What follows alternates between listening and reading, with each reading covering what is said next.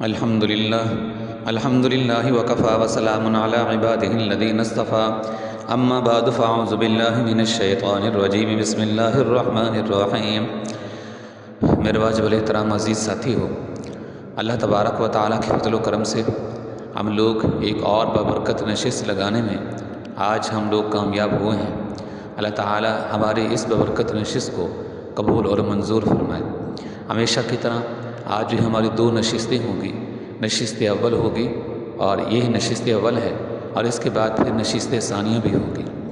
آج ہم اس نشست اول میں کیا دیکھنے والے ہیں کہ جنگ یرموک کے بعد پھر دمشق کیسے فتح ہوا، حمص کیسے فتح ہوا، انطاکیہ کیسے فتح ہوا، اور اسی طرح فلسطین کیسے فتح ہوا، اور جنگ اجنادین وہ کیسے پیش آئی۔ جنگ اجنادین کا تعلق یہ ایران کے ساتھ ہے۔ یہ سعد بن ابی وقاص رضی اللہ عنہ اس میں قیادت کر رہے تھے، چونکہ ایرانی جب یہاں سے بھاگ گئے تھے مدائن سے، جو ہمارا کل کا جو ہماری نشست ثانیہ تھی تو اس کے اندر ہم نے ایران کے فتوحات کو ہم نے دیکھا تھا، اور یہاں تک پہنچے تھے کہ مدائن فتح ہو گیا۔ اس کے بعد ایسا نہیں ہے کہ مدائن کے فتح کے بعد پھر اس کے بعد جنگوں کا سلسلہ ختم ہو گیا، بلکہ اس کے بعد بھی جنگیں جو ہے جاری رہی ہیں۔ تو اس حوالے سے جنگ اجنادین ہے، یہ بھی عظیم جنگوں میں سے ہے، تو انشاءاللہ اس کے بعد پھر اس کا تذکرہ کریں گے۔ میرے دوستو، حضرت خالد بن ولید رضی اللہ تعالیٰ عنہ جنگ یرموک سے جیسے ہی آپ وہاں سے فارغ ہوئے تو خالد بن ولید نے، اگرچہ ابو عبیدہ بن جراح رضی اللہ عنہ فاروق اعظم کے فرمان پر امیر بن چکے تھے، لیکن ظاہر ہے کہ جو ملکہ خالد بن ولید کو حاصل تھا اور اپنے ساتھیوں کے اندر جو مسلم تھے، وہ حقیقت کوئی چھپی ڈھکی نہیں ہے۔ خالد بن ولید نے اس طرح کیا کہ اپنے ساتھیوں کو مختلف ٹولیوں میں اور مختلف جتھوں میں، جماعتوں میں ان کو تقسیم کر دیا۔ ایک جماعت کو بھیجا، فرمایا کہ تم جو ہے چلے جاؤ حمص میں، اور حمص کا جا کر تم گھیرا کر لو، اور اسی طرح ایک جماعت بنائی، ایک ٹولہ بنایا اور ان کو بھیجا کہ تم جو ہے وہاں چلے جاؤ جہاں یہ لوگ یہاں سے جو ہے بھاگ کر گئے ہیں، یعنی یرموک کے اندر سے شکست کھا کر جب یہ لوگ جو یہاں سے بھاگے ہیں یہ رومی، تو ایک جگہ تھی وہاں پر یہ سب لوگ وہاں جو ہے جا کر یہ جمع ہو گئے تھے۔ تو خالد بن ولید نے فرمایا کہ تم وہاں چلے جاؤ اور جا کر ان کو ذرا وہاں پر ان کو جو ہے روک کر رکھو، اور اس طرح خالد اور ابو عبیدہ یہ دونوں جو ہے سپہ سالار اپنی فوجوں کو جو ہے ساتھ لے کر اور لشکروں کو جو ہے ساتھ لے کر انہوں نے آ کر دمشق کا انہوں نے آ کر جو ہے گھیرا کر لیا، اور وہ راستے کہ جہاں سے ان دمشق والوں کو سپلئی پہنچ سکتی تھی، خالد بن ولید نے وہاں پر بھی اپنے دستے بٹھا دیے تاکہ وہاں سے ان کو سپلئی وغیرہ کچھ نہ ان کو پہنچ سکے، اور خالد بن ولید اپنے ساتھیوں کو لے کر وہاں سے جو ہے آئے ہیں اور آ کر دمشق کا ہر طرف سے جو ہے محاصرہ کر لیا ہے۔ لیکن جب یہاں دمشق کے اندر یہ قافلے یہاں پر پہنچے ہیں، یہ حضرات یہاں پر پہنچے ہیں، تو یہاں آ کر کیا دیکھتے ہیں کہ یہاں کے لوگوں نے، یہاں کے لوگ یعنی دمشق کے جو لوگ تھے انہوں نے اپنا پہلے سے دفاع کر رکھا تھا۔ وہ دفاع کچھ اس طور پر جو ہے کر رکھا تھا کہ ہر طرف سے انہوں نے خندقی کھود لی تھی، اب مسلمان اس سے آگے کی طرف نہیں بڑھ سکتے تھے، یعنی خندق کو عبور نہیں کر سکتے تھے، جس طرح کہ نبی اکرم صلی اللہ علیہ وسلم نے غزوہ خندق اور غزوہ احزاب کے موقع پر آپ نے کیا تھا کہ ہر طرف سے بقیہ پہاڑ تھے، اور جس طرف سے دشمن کے آنے کا خدشہ تھا اس طرف سے نبی اکرم صلی اللہ علیہ وسلم نے خندق کھدوا لی تھی۔ تو اسی طرح دمشق کے لوگوں نے بھی اس طرح کیا کہ اطراف اربع سے انہوں نے خندق کھود لی، اور درمیان کے اندر ان کا جو ہے قلعہ تھا، اور مسلمان خندق کو پھلانگ کر اندر داخل نہیں ہو سکتے تھے۔ تو کئی دن تک یہ محاصرہ جاری رہا، خندق کے ارد گرد مسلمان بیٹھے رہے اور یہ سرجی تیار کرتے رہے، سوچتے رہے کہ کیسے ہم اندر داخل ہو سکتے ہیں۔ تو خالد نے فرمایا کہ ہم اس طرح کرتے ہیں کہ ہمارے پاس جانور ہیں، یعنی اونٹ ہیں، اور مال غنیمت کے طور پر جو ہم کو گھوڑے ملے ہیں، تو ان میں سے دیکھتے ہیں کہ جو ہمارے مقصد کے نہیں ہیں زیادہ، تو ان کو ہم ذبح کر دیتے ہیں، اور ذبح کر کے پھر ان خندقوں کے اندر ڈال دیتے ہیں۔ تو اس طرح پھر یہ خندق جو ایک طرف سے جب یہ بھر جائے گی تو اس لحاظ سے ہم وہاں سے جو ہے اندر داخل ہو سکیں گے۔ یہاں طرف سے جو خندق ہے اور گہرا یہ گڑھے ہیں یہ، تو ان گڑھوں کو ہم بھر دیں گے جانوروں کو ذبح کر کے، اس کے اوپر جو ایک دوسرے کے اوپر ڈال دیں گے، تو اس طرح یہ گڑھا ایک طرف سے بھر جائے گا، تو وہاں سے ساری فوجیں پھر اندر کی طرف جو داخل ہو جائیں گی۔ تو راتوں رات انہوں نے یہ کام جو ہے سر انجام دیا۔ اگر دن کو ایسا ہوتا تو ظاہر ہے کہ تو پھر وہ وہاں سے مختصر راستہ تھا، تو وہاں سے ہزاروں کی تعداد میں یہ فوجیں کیسے پھر اندر داخل ہو سکتی، یعنی ان خندقوں کو عبور کر کے۔ تو جب رات کو دیکھا کہ وہ اپنے محفلوں کے اندر بیٹھے ہیں یا پھر وہ مصروف ہیں وہ۔ تو خالد بن ولید نے پھر اپنے ساتھیوں کو حکم دیا کہ جانوروں کو ذبح کرو، چنانچہ جانوروں کو ذبح کیا گیا اور راتوں رات ایک طرف سے خندق کو بھر دیا گیا جانوروں کے ذریعے سے۔ جو وہ خندق بھر گئی تو اب وہاں سے مسلمان ان کے اوپر سے جو ہے وہاں سے جو ہے اندر کی طرف جو ہے جانا شروع ہوئے، موو ہونا شروع ہوئے۔ تو جیسے ہی جو اندر جو ہے داخل ہوئے، یعنی خندق کو عبور کر کے اب وہ قلعوں کے دروازوں تک جو ہے پہنچ چکے تھے۔ اور یہ جو قلعہ تھا یہ دمشق کا، اس کے 4 بڑے اس کے جو ہے دروازے تھے۔ خالد بن ولید نے ہر طرف سے دستے مقرر کر دیے اور ٹولیوں کی صورت میں صحابہ کو وہاں کھڑا کر دیا اور کہا کہ ہر دروازے کے اوپر وہاں ہمارا لشکر ہونا چاہیے اور ہر طرف سے جو ہے ان کے اوپر حملہ ہونا چاہیے اور ان دروازوں کو توڑنے کی کوشش کی جائے۔ لیکن یہ جو دمشق والے تھے یہ بھی بہت عیار تھے اور بڑے جنگجو تھے یہ، اور ان کا جو قلعہ تھا بہت بڑا قلعہ تھا ان کا۔ جب مسلمان قریب جاتے دروازہ توڑنے کی کوشش کرتے تو اوپر سے پھر یہ پتھر پھینکتے اور اس طرح مقابلے پھر اتر آتے۔ تو کئی دن تک یہ محاصرہ جاری رہا، کئی دن تک محاصرہ جاری رہا۔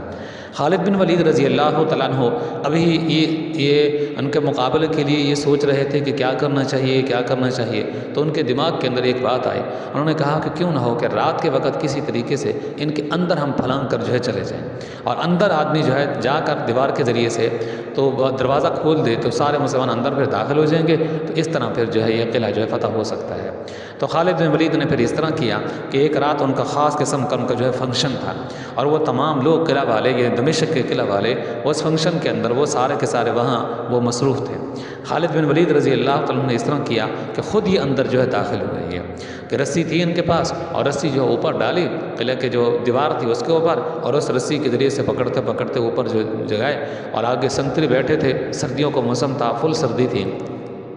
انہوں نے کچھ مزاحمت کی لیکن خالد بن ولید نے فوراً ان کو موت کے گھاٹ ان کو اتار دیا اور اندر داخل ہو کر اندرونی جانب سے دروازہ جو تھا وہ قلعہ کا وہ کھول دیا۔ جیسے ہی دروازہ کھلا تو ساری فوج اندر داخل ہو گئی۔ اب یہاں گھمسان لڑائی شروع ہو گئی۔ خالد بن ولید نے جو یہاں پر انہوں نے قتل و غارت کی ہے اور کفار کو انہوں نے قتل کیا ہے اس کی تعداد بہت زیادہ ہے، بہت زیادہ ہے۔ حتیٰ کہ خالد بن ولید جب آگے آپ چل کر دیکھیں گے جب وہاں پر پہنچے ہیں ابو عبیدہ بن جراح کے سامنے تو اس وقت کہتے ہیں لکھنے والے کہ ان کی حالت یہ تھی کہ ان کا سر اور ان کا منہ اور ان کا چہرہ اور ان کا پورا وجود یہ خون کے ساتھ یہ بھرا ہوا تھا، جس طرح کہ کوئی آدمی نہا کے آتا ہے۔ خالد بن ولید اس طرح خون کے ساتھ نہائے ہوئے تھے اور ان کے چہرے سے آدمی غور سے دیکھتا تھا پتہ چلتا تھا کہ خالد ہیں، ورنہ بالکل ان کا چہرہ بھی ان کا بالکل سرخ ہو چکا تھا۔ تو اس قدر انہوں نے جو اس وقت جو ہے تلوار چلائی تھی اور یہ جو دمشق والے تھے انہوں نے مزاحمت کی، خالد کا مقابلہ کیا اور مسلمان فوجی پیچھے جو ہے ساتھ تھے لیکن خالد آگے آگے جو ہے قیادت کر رہے تھے۔ لیکن جب خالد بن ولید اندر جو ہے چلے گئے ہیں اور جا کر ان کا جو ہے مقابلہ شروع کر دیا ہے تو ادھر یہ جو دمشق والے تھے انہوں نے عیاری سے کام لیا۔ اب ایک دروازے سے خالد بن ولید اندر گئے ہیں اور جا کر دروازہ بھی کھولا ہے، مسلمان ساتھی پیچھے آ گئے، لڑائی شروع ہو گئی ایک طرف سے اور وہ دمشق والے ان کا مقابلہ کر رہے ہیں ایک طرف سے، چونکہ قلعہ کوئی چھوٹا تو نہیں تھا، بہت بڑا تھا، بہت بڑا تھا یہ، تو لاکھوں کی تعداد میں وہاں اندر لوگ جو رہتے تھے، بہت بڑا شہر تھا یہ۔ تو ادھر سے انہوں نے اس طرح کیا کہ اس قلعے کے اندر جو بڑے بڑے لوگ تھے، پڑھے لکھے تھے اور بڑے لوگوں میں ان کا شمار ہوتا تھا، انہوں نے عیاری سے انہوں نے کام لیا۔ انہوں نے اس طرح کیا کہ دوسری طرف سے جو دروازہ تھا جس طرف سے ابو عبیدہ بن جراح کھڑے تھے تو انہوں نے وہ دروازہ جا کر کھول دیا۔ ابو عبیدہ بن جراح سے کہا کہ دیکھیے ہم نے دیکھے آپ کے ساتھ کوئی لڑائی تو نہیں کی ہے، ہم نے آپ کے ساتھ کوئی جنگ تو نہیں کی ہے، ہم آپ کے ساتھ سلوک کرنا چاہتے ہیں، اب ہمارے ساتھ سلوک کر لیں۔ ابو عبیدہ بن جراح کو پتہ نہیں تھا کہ دوسری طرف سے خالد بن ولید ان کے ساتھ جنگ کریں اور دوسری طرف سے جہاں سے خالد کھڑے تھے اس طرف سے لڑائی کا آغاز ہو چکا ہے اور خالد بن ولید وہاں سے لڑائی کر رہے ہیں۔ ابو عبیدہ بن جراح کو پتہ نہیں تھا، یہ دوسری طرف سے کھڑے تھے یہ قلعہ بہت بڑا تھا، شہر بہت بڑا تھا یہ، تو یہ خبر وہاں تک نہیں پہنچی تھی ابو عبیدہ بن جراح کے پاس۔ تو ابو عبیدہ بن جراح نے کہا کہ چلے ٹھیک ہے، امیر بھی تھے وہ، انہوں نے کہا اگر تم ہمارے ساتھ سلوک کرنا چاہتے ہو تو ٹھیک ہے، اب ہم تمہارے ساتھ سلوک کرتے ہیں۔ تو وہ لے کر ان کو چلے گئے۔ جب وہ شہر کے درمیان بیچ کے اندر پہنچے تو اب ابو عبیدہ بن جراح نے جب دیکھا تو وہ کیا دیکھ رہے ہیں کہ دوسری طرف سے لڑائی ہو رہی ہے، وہ جنگ ہو رہی ہے وہ، اور خالد بن ولید ہیں جو قیادت کر رہے ہیں۔ ابو عبیدہ بن جراح نے کہا کہ یہ کیا بات ہے، یہ مجھے کہتے ہیں کہ ہم تمہارے ساتھ سلوک کرنا چاہتے ہیں اور دوسری طرف سے میں دیکھ رہا ہوں خالد کو اس کی یہ حالت ہے کہ وہ بالکل خون کے اندر آیا ہوا ہے وہ، اور وہ تو مقابلہ کر رہا ہے اور ان کی فوجیں وہاں ان کے ساتھ مزاحمت کر رہی ہیں۔ تو خالد بن ولید وہاں سے جو ہے سیدھے جو ہے لڑتے لڑتے جب وہ سارے مجمع کو پھاڑتے ہوئے اور کئی لوگوں کو قتل کرتے ہوئے پیچھے مسلمانوں کے فوجیں ان کے ساتھ لڑتی لڑتی جب وہاں ابو عبیدہ بن جراح کے سامنے آئیں تو آ کر کہا کہ ابو عبیدہ بن جراح کیا بات ہے، ان کے ساتھ سلوک تو نہیں کرنا چاہتے؟ کہا کہ ہاں ہم سلو کرنا چاہتے ہیں، کیونکہ انہوں نے دروازہ خود ہی کھول دیا میری طرف سے اور کہا کہ ہم سلو کرنا چاہتے ہیں۔ تو خالد بن ولید نے کہا کہ تم نے نہیں دیکھا یہ کتنے ہمارے ساتھی پیچھے جو ہے شہید ہو گئے ہیں، اور ہم نے اس طریقے سے ان کے ساتھ لڑائی کا آغاز کی ہے، اور ادھر سے جب انہوں نے دیکھا ہے کہ ہم شکست کھا رہے ہیں اور ابھی مسلمان ہماری جو ہے ہمارے لوگوں کو قتل کر دیں گے اور ہمیں گاجر مولی کی طرح ہم کو کاٹ کر رکھ دیں گے، ہم شکست جب ان کو سامنے نظر آئی ہے تو انہوں نے پھر عیاری سے دھوکے سے کام لیا ہے اور تمہیں کہا کہ آ جاؤ ہم تمہارے ساتھ سلو کرنا چاہتے ہیں۔ تو یہ دمشق جو ہے ہم سلو کے ساتھ اس کو نہیں فتح کر رہے ہیں، بلکہ ہم لڑائی کے ساتھ اس کو فتح کر رہے ہیں، کیونکہ جب سلو ہوتی ہے تو اس میں شرائط ہوتی ہیں، لیکن جب لڑائی کے ساتھ جو ہے کوئی قلعہ فتح ہوتا ہے یا جنگ کے ذریعے سے کوئی قلعہ فتح ہوتا ہے، علاقہ فتح ہوتا ہے، تو اس کے اندر پھر وہ شرائط نہیں ہوتی، وہ پھر وہ جو کمانڈر ہوتا ہے اس کی مرضی وہ شرائط کوئی منظور کرے یا نہ کرے، تو وہ کافی فرق ہوتا ہے۔ تو ابو عبیدہ بن جراح نے کہا کہ نہیں، انہوں نے کہا کہ نہیں یہ تمہارا امیر ہے، کمانڈر ہے تمہارا، اور وہ ہمارے ساتھ وعدہ کر چکا ہے کہ ہم تمہارے ساتھ سلو کرتے ہیں، اور ہماری کچھ نہ کچھ راستے میں یہاں تک آتے ہوئے کچھ شرائط بھی ہماری ان کے ساتھ طے ہو گئی ہیں۔ تو خالد بن ولید نے کہا ابو عبیدہ بن جراح کو یہ تم نے کیا کر دی ہے؟ ہم تو ان کے ساتھ لڑائی کی ہے، ہمارے ساتھی بھی شہید ہو گئے ہیں، اور انہوں نے ہمارے ساتھ مزاحمت کی ہے، مقابلے پر اترے ہیں، ایسا نہیں ہے کہ ہم نے ان کو جا کر زبردستی ان کو مار دیا، اور مقابلہ ہوا ہے باقاعدہ، اور فوجوں کی فوجیں ہمارے اوپر چڑھ آئی ہیں، جتھے کے جتھے ہمارے اوپر آئی ہیں، ہم نے ان کا مقابلہ کیا ہے اور یہاں تک ہم پہنچے، میری حالت دیکھو۔ تو اس میں پھر مسلمانوں جو ہے سوچنے لگے کہ کس کی بات کو ترجیح دی جائے، خالد بن ولید کی بات کو کہ یہ قلعہ جو ہے یہ لڑائی کے ذریعے سے فتح ہوا ہے، یا پھر اس بات کو ترجیح دی جائے کہ ابو عبیدہ بن جراح چونکہ ان کے ساتھ وعدہ کر چکے ہیں کہ ہم تمہارے ساتھ سلو کرنا چاہتے ہیں۔ تو چونکہ ابو عبیدہ بن جراح رضی اللہ عنہ اس وقت امیر تھے، خالد بن ولید وہ اس وقت معزول ہو چکے تھے، ٹھیک ہے ان کی بہادری ہے، ان کا مقام ہے، خالد بن ولید کا ان کا مرتبہ ہے، ان کا مقام ہے، ان کی ویلیو ہے، وہ اپنی جگہ پہ ہے، لیکن امیر اس وقت وہ نہیں تھے۔ مسلمانوں نے کہا کہ دیکھیے یہ ابو عبیدہ بن جراح جو ہیں اس وقت امیر ہیں، لہٰذا ان کی بات آپ کی بات سے کا احترام زیادہ ہے، اس لیے ہم ان کے بات کا احترام کرتے ہوئے چونکہ وعدہ کر چکے ہیں ان کے ساتھ، رسول اللہ صلی اللہ علیہ وسلم جب کسی کے ساتھ وعدہ فرما چکے ہوتے تھے تو پھر وعدہ خلاف نہیں کرتے تھے، اور مسلمانوں کا شیوہ نہیں ہے کہ جب کسی کے ساتھ وعدہ کر لیں اور پھر وعدہ خلافی کریں، لہٰذا ان کی بات پر عمل کر لیتے ہیں کہ ان کے ساتھ سلو کر لیتے ہیں۔ تو خالد بن ولید نے کہا چلو ٹھیک ہے کر لو سلو ان کے ساتھ، تو اس طرح پھر جو ان کے ساتھ سلو ہو گئی۔ سلو اس میں یہ ہوئی کہ تمہارا جو سونا اور چاندی ہے اس میں سے 5واں حصہ تم ہمیں دو گے، اور اسی طرح کچھ جزیہ ٹیکس وغیرہ تھا وہ بھی ان کے اوپر جو ہے لاگو کر دیا گیا، اور ان کو کہہ دیا گیا کہ اب تم یہاں سے نکل جاؤ، یعنی اس قلعے کو تم چھوڑ دو اور یہاں سے امن و امان کے ساتھ چپ چپی کے ساتھ یہاں سے تم چلے جاؤ۔ چنانچہ پھر یہ وہاں سے جو ہے یہ سارے کے سارے جو ہے وہاں سے یہ چلے گئے ہیں، یہ اور اپنے لوگوں کو ساتھ لے کر وہاں سے جو ہے چلے گئے ہیں۔ تو خالد بن ولید رضی اللہ تعالیٰ عنہ نے اس طرح جو ہے اس قلعے کو جو ہے فتح کر لیا، ابو عبیدہ بن جراح نے اس قلعے کو جو ہے فتح کر لیا، تو یہ بہترین قسم کی فتح۔ جی تو ہماری گفتگو ہو رہی تھی فتح دمشق سے متعلق، جب خالد بن ولید اور ابو عبیدہ بن جراح رضوان اللہ تعالیٰ علیہم اجمعین دمشق سے کامیابی حاصل کر لی، تو اب یہ فحل کی طرف متوجہ ہوئے۔ فحل یہ وہ مقام ہے کہ جہاں رومیوں نے یرموک میں شکست کھانے کے بعد اجتماعیت اختیار کی تھی، جہاں جمع ہوئے تھے، کیونکہ جب یرموک سے ان کو ناکامی کا سامنا کرنا پڑا تو یہ فوجیں پھر بھاگتی بھاگتی فحل نامی ایک جگہ تھی وہاں یہ جمع ہو گئے تھے۔ خالد بن ولید کو ابو عبیدہ بن جراح کو سارا علم تھا، لیکن انہوں نے فرمایا کہ پہلے ہم دمشق کو فتح کر لیتے ہیں پھر اس کے بعد ان کی طرف متوجہ ہوں گے، لیکن جب وہ دمشق کی طرف گئے تھے تو ایک انہوں نے جتھا ہمس کی طرف بھیج دیا تھا، جبکہ دوسرا جتھا انہوں نے پھر اسی فحل کی طرف بھیج دیا تھا، تیسرا جتھا خالد بن ولید نے بنایا تھا اور وہ فلسطین کے لیے ان کو بھیج دیا تھا، اور اس کی قیادت عمرو بن عاص کر رہے تھے رضوان اللہ تعالیٰ علیہم اجمعین۔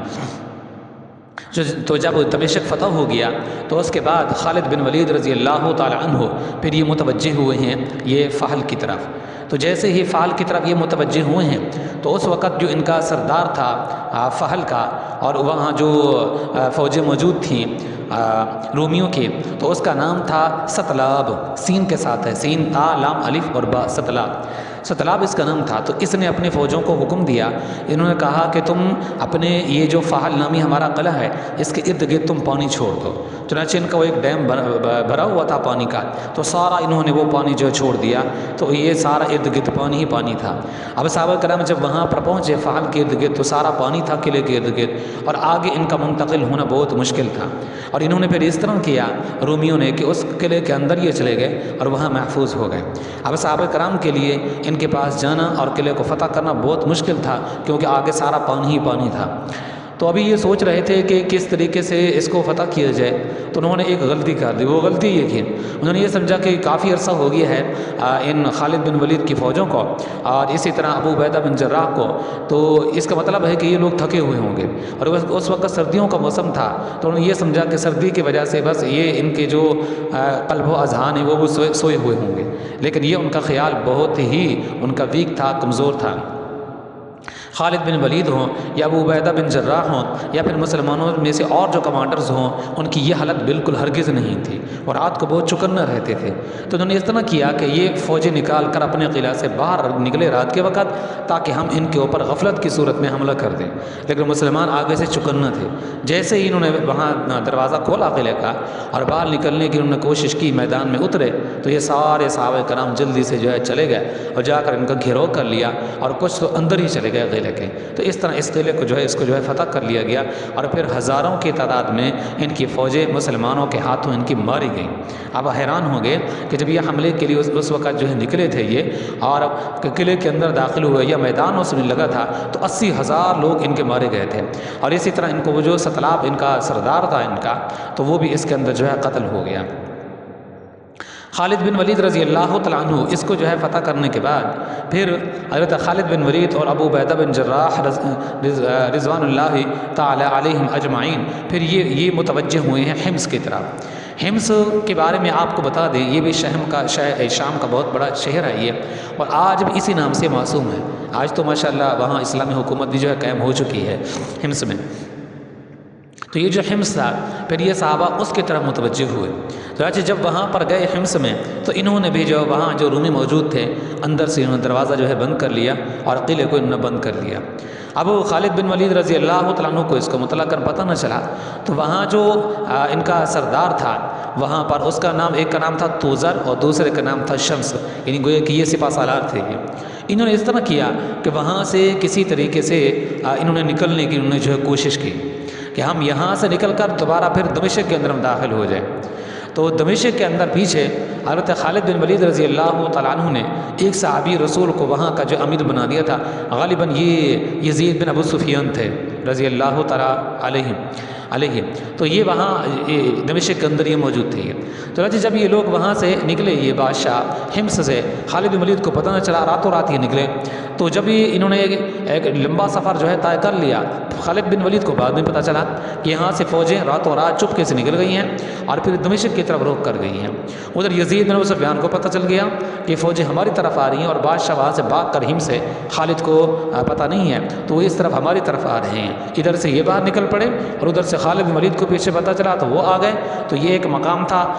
ماج الروم، یہ ایک جگہ تھی یہ، جو کہ حمص اور اسی طرح یہ جو دمشق ہے اس کے بیچ کے اندر یہ مقام پڑتا تھا ماج الروم۔ تو وہاں آ کر مسلمانوں نے ان کا پھر مقابلہ شروع کر دیا۔ تو اس کا پھر نتیجہ یہ نکلا کہ یہ جو توزر تھا یہ پھر مسلمانوں کے ہاتھوں یہ قتل ہوا اور یہ مارا گیا یہ دمشق کی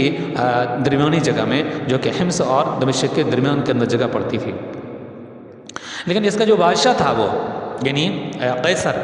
تو وہ پہلے وہاں یہ حمص کے اندر موجود تھا یہ، لیکن جب اس کو مسلمانوں کے پتہ چلا تو پھر یہ انطاکیہ کی طرف چلا گیا، اور انطاکیہ کے اندر پہنچ کر اس نے کہا کہ ویسے تو ہم ہار گئے ہیں، کیوں نہ ہو کہ یہاں سے پھر ایک مرتبہ پھر ہی ہم ایک مرتبہ آزما لیتے ہیں جنگ، ہو سکتا ہے کہ ہمیں کوئی فتح ہو جائے یا کامیابی مل جائے۔ تو اس نے پھر وہاں پہنچ کر اس نے پھر 3 فوجیں اس نے وہاں تیار کی ہیں۔ کس نے؟ بلا قیصر نے۔ جب قیصر حمص سے بھاگا ہے، انطاکیہ کے اندر پہنچا ہے، اور انطاکیہ کے اندر پہنچ کر بھی قیصر کے جو حوصلے تھے وہ پست نہیں ہوئے، بلکہ وہاں پہنچ کر اس نے پھر ایک اور نیا انہوں نے لشکر تشکیل دیا، اور ایک نہیں تھا، وہ 3 لشکر تھے جو مسلمانوں کے مقابلے پر آئے ہیں۔ تو جب یہ توزر اور اسی طرح شمس یہ دونوں سپہ سالار رومیوں کے مارے گئے یہ، تو اس کے بعد پھر خالد بن ولید رضی اللہ تعالیٰ عنہ وہاں سے واپس لوٹے، پھر دوبارہ جا کر حمص کا انہوں نے جا کر گھیرو کر لیا۔ جب حمص کا جو ہے دوبارہ سے ان کا حمص کا گھیرو کر لیا گیا، تو پھر حمص کے لوگوں نے کہا کہ اب ان کا مقابلہ کرنا فضول ہے، لہٰذا ان کے ساتھ سلو کرتے ہیں۔ تو پھر یہ جو حمص ہے یہ پھر صلح کے ساتھ یہ فتح ہو گیا یہ، کیونکہ وہاں کے جو سپہ سالار تھے وہ دونوں مار دیے گئے تھے وہ، اور پچھلوں کے حالات وہ دیکھ چکے تھے، دمشق کے حالات بھی دیکھ چکے تھے۔ پھر خالد بن ولید رضی اللہ عنہ کو پتہ چلا کہ وہ جو انطاکیہ کے اندر بادشاہ قیصر بیٹھا ہے اس نے 3 فوجیں اس نے بھیجی ہیں، اور وہ تینوں کی تینوں فوجیں وہ متوجہ ہو گئی ہیں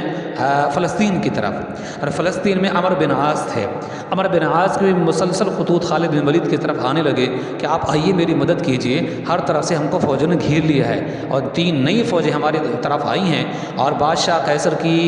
یہ خیال ہے کہ میں کسی نہ کسی طریقے سے فلسطین کو میں بچاؤں، لہٰذا فلسطین کو بچانے کے لیے ہمارے مقابلے کے لیے یہاں 3 فوجیں پہنچ چکی ہیں۔ تو خالد بن ولید رضی اللہ عنہ فوراً اس طرح متوجہ ہوئے، اور جب وہاں پر پہنچے ہیں تو یہ لوگ واقعی گھیروں کے اندر آ چکے تھے۔ یہ خالد بن ولید نے کسی طریقے سے ان کا گھیرا توڑا، اندر داخل ہوئے اور عمرو بن عاص کے ساتھ ملے، اور یہ اجندین یہ ایک مقام تھا، وہاں ان کا اجتماع ہوا، رومی بھی وہاں جمع ہوئے اور وہاں مقابلہ ہوا۔ بڑا سخت مقابلہ تھا یہ، جس طرح کہ آپ نے جنگ قادسیہ کو دیکھا ہے یا اسی طرح یرموک کو دیکھا ہے، وہ تو خیر زیادہ سخت جنگیں تھی وہ، لیکن یہ بھی اس کے ساتھ ملتی جلتی کو کم جنگیں نہیں تھیں، اس میں کافی مسلمان شہید ہوئے اور کافی سخت مقابلہ ہوا، لیکن اللہ تبارک و تعالیٰ نے ہمیشہ کی طرح صحابہ کرام کا ساتھ دیا، اپنی مدد خاص اتاری، اور اللہ تبارک و تعالیٰ ان کو کامیابی سے ان کو نوازا۔ چنانچہ اس طرح جنگ اجندین کے اندر بھی اللہ تعالیٰ نے ان کو کامیابی سے ان کو نوازا۔ پھر خالد بن ولید رضی اللہ عنہ حلب کی طرف متوجہ ہوئے، یہ بھی شام کا ایک بہت بڑا شہر تھا، قلعہ تھا یہ، چنانچہ وہ صلح کے ساتھ وہ فتح ہو گیا، کیونکہ حلب کے لوگ ہوں یا پھر قنسرین کے لوگ ہوں، ان کو پہلے سے ان کو جو ہے پتہ چل گیا کہ جب حمص نہیں بچا مسلمانوں کے ہاتھوں، اور اسی طرح اجندین کے اندر بھی شکست کھا گئے ہیں رومی، اور یہاں اسلامی حکومت دمشق کے اندر بھی قائم ہو چکی ہے، وہاں بھی مسلمانوں نے قبضہ کر لیا ہے، تو ہم بھی بچنے والے نہیں ہیں۔ تو حلب کے لوگوں نے کہا، قنسرین کے لوگوں نے کہا کہ ہم تمہارے ساتھ صلح کرنا چاہتے ہیں، جس طرح کہ آپ نے گزشتہ ہمارے شہروں کے ساتھ، شہروں کے جو امیر تھے ان سے آپ نے جس طرح کی صلح کی ہے شرائط کے ساتھ، ہماری بھی کچھ شرائط ہیں، ہم طے کر لیتے ہیں، اس کے بعد صلح کرنا چاہتے ہیں۔ تو خالد اور ابو عبیدہ بن جراح نے کہا کہ ہمیں یہ منظور ہے، تو اس طرح پھر یہ علاقے یہ فتح کر لیے گئے۔ لیکن یہ جو بادشاہ تھا تو یہ قیصر، یہ پھر وہاں انطاکیہ کے اندر یہ بھاگ گیا تھا، تو مسلمانوں نے پھر اس طرح کیا کہ وہاں انطاکیہ کے اندر مسلمان جو ہے وہاں جو پہنچ گئے، اور پھر انطاکیہ کے انہوں نے گھیراؤ کر لیا تھا۔ لیکن انطاکیہ میں جانے سے پہلے اب ذرا آتے ہیں فلسطین کی طرف، کیونکہ آپ دیکھ چکے ہیں کہ فلسطین میں ایک جنگ ہو گئی تھی، وہ جنگ اجندین تھی، اور اس کے نتیجے میں فلسطین کے بہت سارے علاقے تھے وہ فتح ہو گئے تھے، لیکن یہ جو فلسطین سے مکمل طور پر فتح نہیں ہوا تھا، یہ بیت المقدس ابھی تک فتح نہیں ہوا تھا یہ، اور وہ مقامات جو اسلام کی ہسٹری کے اندر ایک عظیم مرتبہ رکھتے ہیں، مقام رکھتے ہیں، تاریخ اعتبار سے ان کی خاص اہمیت ہے، وہ علاقے ابھی تک وہ مقامات وہ فتح نہیں ہوئے تھے، وہاں اسلامی حکومت قائم نہیں ہوئی تھی۔ تو پھر مسلمانوں نے جا کر وہاں فلسطین کے اندر جو ہے وہاں اس کا جو ہے گھیرا کر لیا، چنانچہ بیت المقدس بعد کے اندر یہ فتح ہوا ہے یہ، لیکن یہ ہے کہ ارد گرد کے علاقے جو ہے یہ فتح ہو گئی ہے۔ لیکن وہاں کا جو گورنر تھا، جو فلسطین کے اندر وہاں پر جو یہ بیٹھا تھا تو یہ گورنر، تو یہ وہاں سے یہ بھاگا، یعنی فلسطین سے یہ بھاگ گیا یہ، اور فلسطین سے بھاگ کر سیدھا یہ مصر کے اندر جا پہنچا۔ جب یہ مصر کے اندر پہنچ گیا، اور ادھر فلسطین میں جو بیت المقدس کے ارد گرد وہاں پادری رہتے تھے، تو انہوں نے آپس کے اندر مشورہ کیا کہ دیکھو حلب بھی مسلمانوں کے قبضہ میں چلا گیا، دمشق بھی مسلمانوں کے قبضہ کے اندر چلا گیا، اور انطاکیہ کا گھیراؤ بھی ہو چکا ہے، عن قریب وہ مسلمانوں کے قبضہ کے اندر چلا جائے گا، اور اسی طرح ہمارے دیگر جو بڑے بڑے شہر ہیں تو وہ بھی مسلمانوں کے حمص وغیرہ مسلمانوں کے قبضہ میں چلا گیا،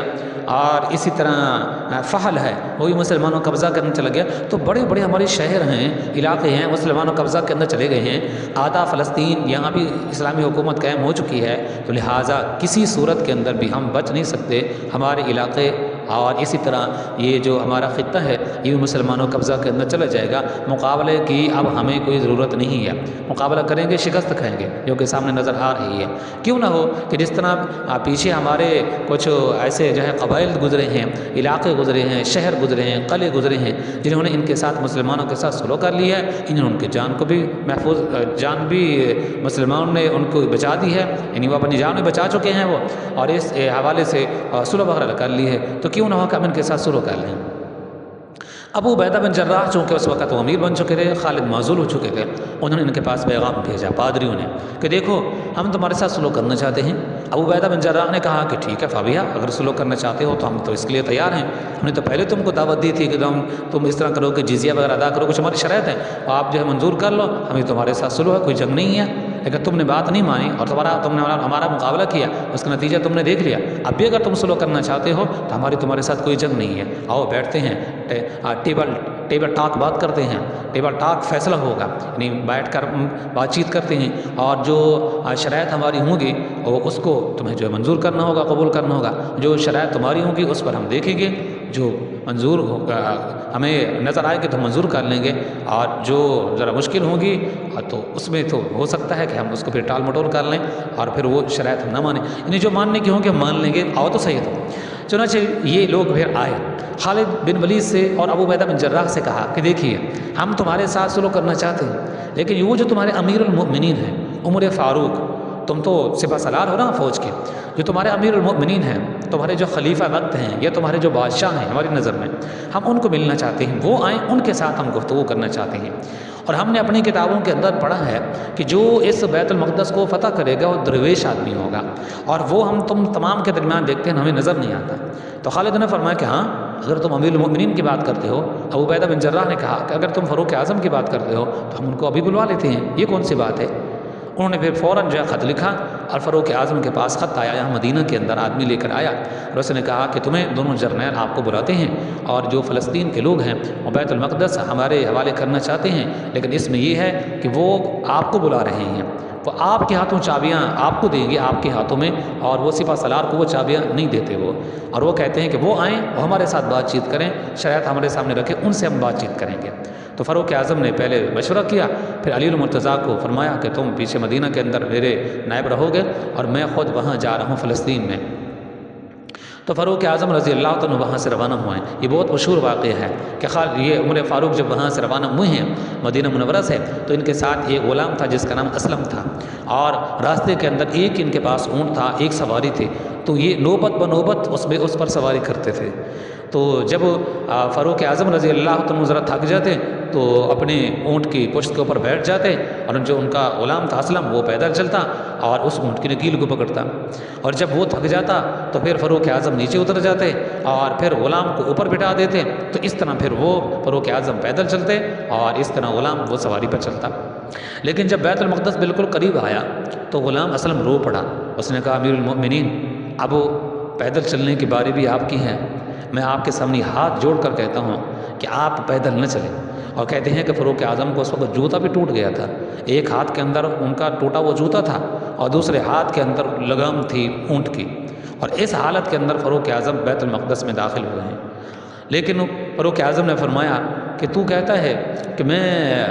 سواری کے اوپر سوار ہو جاؤں، یہ پادری دیکھ کر کیا کہیں گے؟ کہا جب قیامت کا دن آئے گا اللہ تعالیٰ کو میں اس ناانصافی کو کیا جواب دوں گا؟ ابھی باری تیری ہے اونٹ پر سوار ہونے کی اور میری باری ہے پیدل چلنے کی، اگر اللہ نے مجھ سے پوچھ لیا کہ فاروق تو نے عدل و انصاف سے کام کیوں نہیں لیا تھا تو میں کیا جواب دوں گا؟ اس لیے ان پادریوں کو چھوڑو، میں پیدل چلوں گا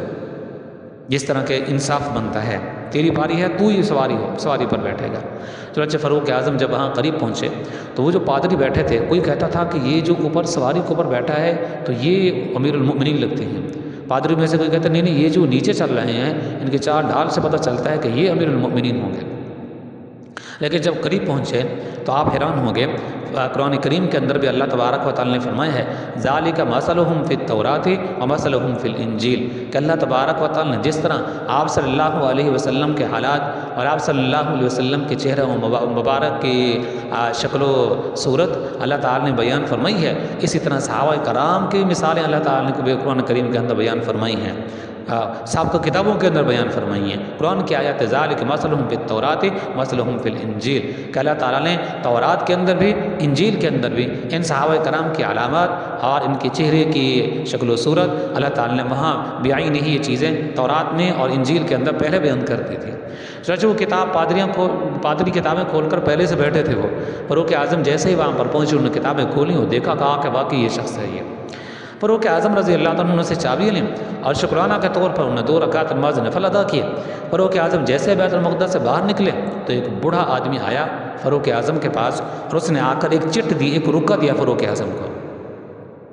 عمر فاروق رضی اللہ عنہ نے اس چٹ کو دیکھا، اس رکے کو دیکھا تو دیکھ کر فرمایا کہ یہ میرے اختیار میں نہیں ہے، صرف اتنی بات کہی کہ یہ میرے اختیار میں نہیں ہے۔ صحابہ قریب کھڑے تھے، اب وہ پچھلی بات کا صحابہ کو پتہ نہیں تھا کہ یہ کیا بات ہے، اس میں کیا لکھا ہوا تھا۔ بس فاروق اعظم نے ایسے دیکھا، پڑھا اور پھر اس کو نظر انداز کیا، کہا کہ یہ میرے اختیار میں نہیں، بس یہ جواب دیا اور آپ وہاں سے آگے کی طرف چلے گئے۔ صحابہ سوچنے لگے کون سی بات ہوگی ایسی اور کیا رکہ ملا ہے یہ، اور اس آدمی کو ہم جانتے نہیں ہیں، یہیں کا رہنے والا ہے یہ، فلسطین کا یہ۔ تو جب وہاں ایک جگہ پر پہنچے اور وہاں صحابہ فاروق اعظم کا قریب ہوئے، جو قریبی ان کے ساتھی تھے، تو انہوں نے کہا عمر فاروق سے کہ یہ بات ہم آپ سے بعد میں پوچھیں گے، آپ کو چابیاں کیسے ملی، اندر آپ کیسے داخل ہوئے، پادریوں کے ساتھ کیا شرائط طے ہوئیں، ساری باتیں بعد کے اندر تفصیل سے ہم آپ سے سنیں گے۔ لیکن یہ بتائیے جب آپ وہاں سے باہر آئے تھے، بیت المقدس کے دروازے پر کھڑے تھے، تو اس وقت ایک بوڑھا آدمی آیا اور اس نے آ کر آپ کو ایک خط دیا اور اس میں آپ نے تحریر پڑھی اور صرف یہ الفاظ کہے کہ یہ میرے اختیار میں نہیں ہے، تو وہ خط کیا تھا، اس میں تحریر کیا تھی، اس میں کیا ایسا لکھا تھا؟ تو فاروق اعظم نے پھر سنایا، فرمایا کہ ہاں جب میں چھوٹا ہوتا تھا اور میرا باپ بھی اس وقت زندہ تھا تو ہم لوگ یہاں آتے تھے تجارت کی غرض سے، فلسطین میں آیا کرتے تھے، غزہ کے اندر آیا کرتے تھے، اور اسی طرح یہاں بہت بڑی بڑی منڈیاں لگتی تھیں تو ہم لوگ یہاں پر آیا کرتے تھے تجارت کی غرض سے۔ تو میرا باپ مجھے کہہ دیتا کہ ہمارے اونٹ ہیں، جانور ہیں، جو ان کو چرا کر آؤ۔ تو فاروق اعظم فرمانے لگے کہ اس بیت المقدس ارد گرد میں نے کئی مرتبہ یہاں پر اونٹوں کو چرایا ہے میں نے، اور یہاں یہ علاقے سارے میرے دیکھے ہوئے ہیں۔ پہلے بھی بات گزری ہے کہ فاروق اعظم رضی اللہ عنہ نے ایران کے بھی کئی مرتبہ دور کیے تھے، یعنی فتوحات ایران سے پہلے کئی مرتبہ تجارت کی غرض سے بہت سارے علاقے یہاں پر فاروق اعظم نے دیکھ رکھے تھے۔ جب یہ جنگ قادسیہ جو ہے پیش آئی ہے اور 3 دن یہاں مسلسل جو ہے جنگ ہوتی رہی ہے، جو کہ سخت ترین جنگوں میں سے ہے، سعد بن ابی وقاص اس کی جو ہے سربراہی کر رہے تھے اور وہ سپہ سالار تھے، کمانڈر تھے سارے فوج کے، تو یہ علاقہ فاروق اعظم کا دیکھا ہوا تھا۔ یہی وجہ تھی کہ فاروق اعظم نے پھر سعد بن ابی وقاص کو خط لکھا تھا اور خط لکھ کر فرمایا تھا کہ فارس کے ساتھ جب تم نے جنگ کرنی، لڑائی کرنی ہے تو یہ قادسیہ کا جو میدان ہے یہ ہمارے لیے موزوں ہے، اور ان کو مجبور کرنا کہ یہاں آ کر اکٹھے ہوں، اور اسی میدان کے اندر تم نے ان کے ساتھ لڑائی کرنی ہے، اس لیے کہ ہمارے لیے موزوں جگہ ہے یہ۔ اور پھر جب یہی خالد بن ولید رضی اللہ عنہ اور اسی طرح حضرت مثنى بن حارثہ رضی اللہ عنہ جب یہ عراق کے اندر داخل ہوئے تھے اور حضرت ابوبکر صدیق نئے بھی فوت ہوئے تھے، تو اس وقت بھی فاروق اعظم نے ان کو بتایا تھا کہ تم نے وہاں پہنچ کر حملہ کیسے کرنا ہے اور کس طریقے سے تم نے اندر داخل ہونا عراق میں، اور کہاں سے آپ نے جہاد کا آغاز کرنا ہے۔ تو فاروق اعظم سارے اندر یہ جو جغرافیہ تھا، یہ سارے ان چیزوں کو جغرافیہ سے اچھی طریقے واقف تھے، عراق ہو یا پھر ایران ہو یا پھر یہ فلسطین ہو یہ۔ تو فاروق اعظم نے فرمایا کہ جب میں یہاں آتا تھا اپنے باپ کے ساتھ چھوٹا ہوتا تھا تو میں نے کئی مرتبہ یہاں اونٹ چرائے ہیں۔ فرمایا کہ ایک مرتبہ میں اونٹ چرا رہا تھا تو اس بیت المقدس کی دیوار کے ساتھ یہاں میں اونٹ لے آیا یہاں ارد گرد، تو میرے اونٹ چل رہے تھے تو مجھے ذرا نیند آ گئی اسی دیوار کے ساتھ۔ جب مجھے نیند آ گئی تو میں نیند کرنے کے بعد ذرا میں اٹھا، جلدی سے میں اٹھا کہ میرے جانور جو کہ میرے ساتھ تھے، تو مجھے پتہ نہیں تھا، مجھے گھیل لگی، نیند آ گئی، تو جیسے میں اٹھا تو جلدی سے میں ادھر ادھر میں دیکھنے لگا کہ میرے اونٹ کہاں گئے، لیکن میں کیا دیکھتا ہوں کہ ایک آدمی ہے اور میرے اوپر بیٹھا ہے۔ فاروق اعظم سوئے ہوئے ہیں، نیند ہے ان کو، اور ایک آدمی اوپر بیٹھا ہے، فاروق اعظم کو تکتا جا رہا ہے اور تک کے بیٹھا ہے، نظر لگا کے بیٹھا ہے۔ فاروق اعظم فرماتے ہیں جیسے میں بیدار ہوا میں نے اونٹوں کو دیکھا، پھر میں اس کی طرف متوجہ ہوا، میں نے کہا کون ہو تم، کہاں سے تم آئے ہو؟ وہ مجھے کہنے لگا کہ تیرا نام کیا ہے؟ میں نے کہا میرا نام عمر ہے۔ اس نے کہا کہ تیرے باپ کا کیا نام ہے؟ میں نے کہا کہ میرے باپ کا نام خطاب ہے۔ اس نے کہا کہ اگر میں اپنی بات میں صحیح ہوں تو کیا آپ مکہ سے آئے ہیں؟ میں نے کہا کہ میں مکہ سے آیا ہوں، ہجرت کے پہلے کا واقعہ ہے۔ میں نے کہا کہ ہاں میں مکہ سے آیا ہوں میں، اور آپ صلی اللہ علیہ وسلم کو نبوت ملنے سے پہلے کی بات ہے یہ۔ میں نے کہا مکہ سے آیا ہوں میں، باپ کا نام خطاب؟ جی باپ کا نام خطاب ہے۔ کس قبیلے سے تعلق ہے؟ میں نے بتایا فلاں قبیلے سے تعلق ہے۔ اچھا بیٹا اگر تم اس بات کو محسوس نہ کرو تو اس طرح کرے کہ یہ جو آپ کی پنڈلی ہے ذرا کپڑا اوپر ہٹاؤ۔ کہتے میں نے کپڑا جو اوپر ہٹا دیا تو یہاں دیکھا تو میری پنڈلی کے اوپر چھوٹا سا نشان تھا۔ جب اس نے نشان کو دیکھا تو کہا کہ اللہ تو گواہ ہو جائے، محمد رسول اللہ صلی اللہ علیہ وسلم کو جو دوسرا خلیفہ ہے وہ یہی آدمی ہے۔ میں نے کہا کہ تم کس محمد کی بات کرتے ہو صلی اللہ علیہ وسلم؟ میں تو ان کو نہیں جانتا۔ مجھے کہنے لگے کہ کیا محمد رسول اللہ صلی اللہ علیہ وسلم مکے کی سرزمین پہ آ چکے ہیں؟ میں نے کہا نہیں، مجھے تو کوئی پتہ نہیں ہے۔ پھر مجھے کہنے لگا کہ ایک نبی آئیں گے، ان کا نام محمد صلی اللہ علیہ وسلم ہوگا، مکہ کی سرزمین پر آئیں گے، اور عمر تم اس کے دوسرے خلیفہ ہو گے، جس طرح کہ میں نے اپنی کتابوں کے اندر پڑھا ہے، سابقہ کتابوں میں، اور جو کتابیں کے اندر میں نے حالات پڑھی ہیں دوسرے خلیفہ کے، وہ سارے حالات تیرے اوپر صادق آتے ہیں، سچے آتے ہیں۔ اس لیے میں نے کہا پنڈلی سے کپڑا ہٹاؤ۔ میں نے کتابوں کے اندر پڑھا ہے کہ دوسرا خلیفہ ہوگا، اس کی بائیں پنڈلی کے اوپر یہاں نشان ہوگا، اور وہ نشان میں دیکھ رہا ہوں کہ وہ نشان یہاں موجود ہے، اور تیرے چہرے کے جو حالات میں نے کتابوں کے اندر پڑھے ہیں وہ سارے حالات تیرے چہرے پر صادق آتے ہیں، سچے آتے ہیں۔ فاروق اعظم فرماتے ہیں میں اس کی باتیں سن کر میں تعجب کرنے لگا، کیسی باتیں یہ کر رہا ہے یہ؟ پھر مجھے کہنے لگا کہ کیا محمد رسول اللہ صلی اللہ علیہ وسلم آگے ہیں؟ میں نے کہا میں تو نہیں جانتا۔ کہا کہ وہ عن قریب جو ہے وہ نبوت کا دعویٰ کرنے والے ہوں گے اور وہ مکہ کی سرزمین پر آئیں گے۔ عمر جب وہ نبوت کا دعویٰ کریں تو فوراً تو اس کے قدموں کے اندر گر جانا اور اس کی نبوت اور رسالت کو تسلیم کرنا۔ پھر کہنے لگا کہ عمر ایک وقت ایسا بھی آئے گا، جیسا کہ میں کتابوں کے اندر پڑھتا ہوں، کہ اس بیت المقدس کو تو فتح کرے گا۔ کتابوں میں لکھا ہے کہ جو دوسرا خلیفہ ہوگا عمر، وہ اس علاقے کو فتح کرے گا، تو میرے ساتھ وعدہ کر، یہ جو فلاں فلاں زمین یہاں پڑی ہے، یہ بیت المقدس کے ارد گرد یہ میری زمین ہے، میں اس کا مالک ہوں، اور جب تیری حکومت آئے گی تو اس وقت تو پھر یہ زمین کا مالک مجھے رہنے دے گا، یعنی مال غنیمت کے طور پر۔ تو بیت المال کے اندر اس زمین کو اپنے قبضہ میں نہیں لے گا، بلکہ تو یہ زمین میرے حوالے کر دے گا، میری زمینیں مجھے دے دے گا، مجھے بخش دے گا۔ فاروق اعظم فرماتے ہیں کہ میں نے جان چھڑانے کے لیے اس کو کہا کہ ہاں ٹھیک ہے، جب میری حکومت آئے گی تو پھر میں تجھے دے دوں گا۔ میں نے کہا مجھے حکومت کہاں آئے گی؟ وہ ہم تو یہاں اونٹ چرانے والے ہیں اور اس طرح غریب آدمی ہیں، تو کیا میری حکومت یہاں قائم ہو جائے گی؟ کہاں میرا گھر وہاں مکہ میں، کتنی ہزاروں میل کا سفر بنتا ہے یہاں بیت المقدس تک، غزہ تک، تو میری یہاں حکومت قائم ہو جائے گی میری؟ کیسی باتیں کر؟ میں نے کہا ہاں چلو ٹھیک ہے۔ تو اس نے کہا نہیں، اس طرح آپ زبانی بات نہ کریں، آپ مجھے لکھ کر دیں، اور وہ ایک چمڑے کا ٹکڑا لے آیا، فاروق اعظم کے سامنے اس نے پیش کیا، کہا کہ یہ چمڑے کا ٹکڑا ہے، آپ اس کے اوپر تحریر مجھے کر دیں۔ میں نے کہا چلو میں تو پڑھا وہ نہیں ہوں، آپ تحریر کر لیں، وہ تو چونکہ عالم تھا، پڑھا لکھا تھا، وہ یہ صحیح تھا۔ چنانچہ یہ فاروق اعظم ان کو بتاتے گئے اور اس نے جو ہے فوراً تحریر کر لیا کہ جب بیت المقدس کے اوپر فاروق اعظم کی حکومت آئے گی اور ارد گرد کی یہ جو زمینیں میری پڑی ہیں، تو یہ فاروق اعظم یہ زمینیں مجھے میرے پاس ہی رہنے دیں گے اور اپنے حصار کے اندر اس زمین کو نہیں لیں گے۔ چنانچہ اس نے چٹ اپنے پاس رکھ لی۔ فاروق اعظم فرماتے ہیں کہ وہ چٹ اس کے پاس وہ محفوظ تھی۔ وہ جب میں بیت المقدس کو فتح کرنے کے بعد 2 رکعت نفل اندر پڑھنے کے بعد جہاں سے واپس میں نکلا، تو وہی شخص جو اس وقت نوجوان تھا، وہ زیادہ عمر کا تھا، اب وہ بوڑھا ہو چکا تھا، تو میرے سامنے وہی لکھا ہوا رکا میرے سامنے اس نے پیش کر دیا کہ یہ آپ نے تحریر کرائی تھی، یہ آپ کی تحریر ہے یہ، اور آپ نے میرے ساتھ وعدہ کیا تھا جب حکومت آئے گی تو اس وقت یہ جو زمینیں ہیں، جو تیری زمین ہے، اس کا مالک تو ہی ہوگا، لہٰذا آج یہ جو حکومت ہے، یہ زمین ہے، آپ اپنے قبضے کے اندر نہیں لیں گے، بلکہ یہ آپ میرے پاس رہنے دیں گے۔ فاروق اعظم نے جیسے ہی دیکھا تو فرمایا کہ دیکھیے میں نے تو اس وقت آپ کو کہہ دیا تھا، لیکن یہ ہے کہ اب یہ میری اختیار میں نہیں ہے، یہ کیونکہ یہ تو مسلمانوں کا مال ہے، یہ میں اپنا ذاتی اس کا مالک تو نہیں ہوں، یہ تو مسلمانوں کا مال ہے یہ، اس لیے اس میں میرا اس میں کوئی اختیار نہیں ہے۔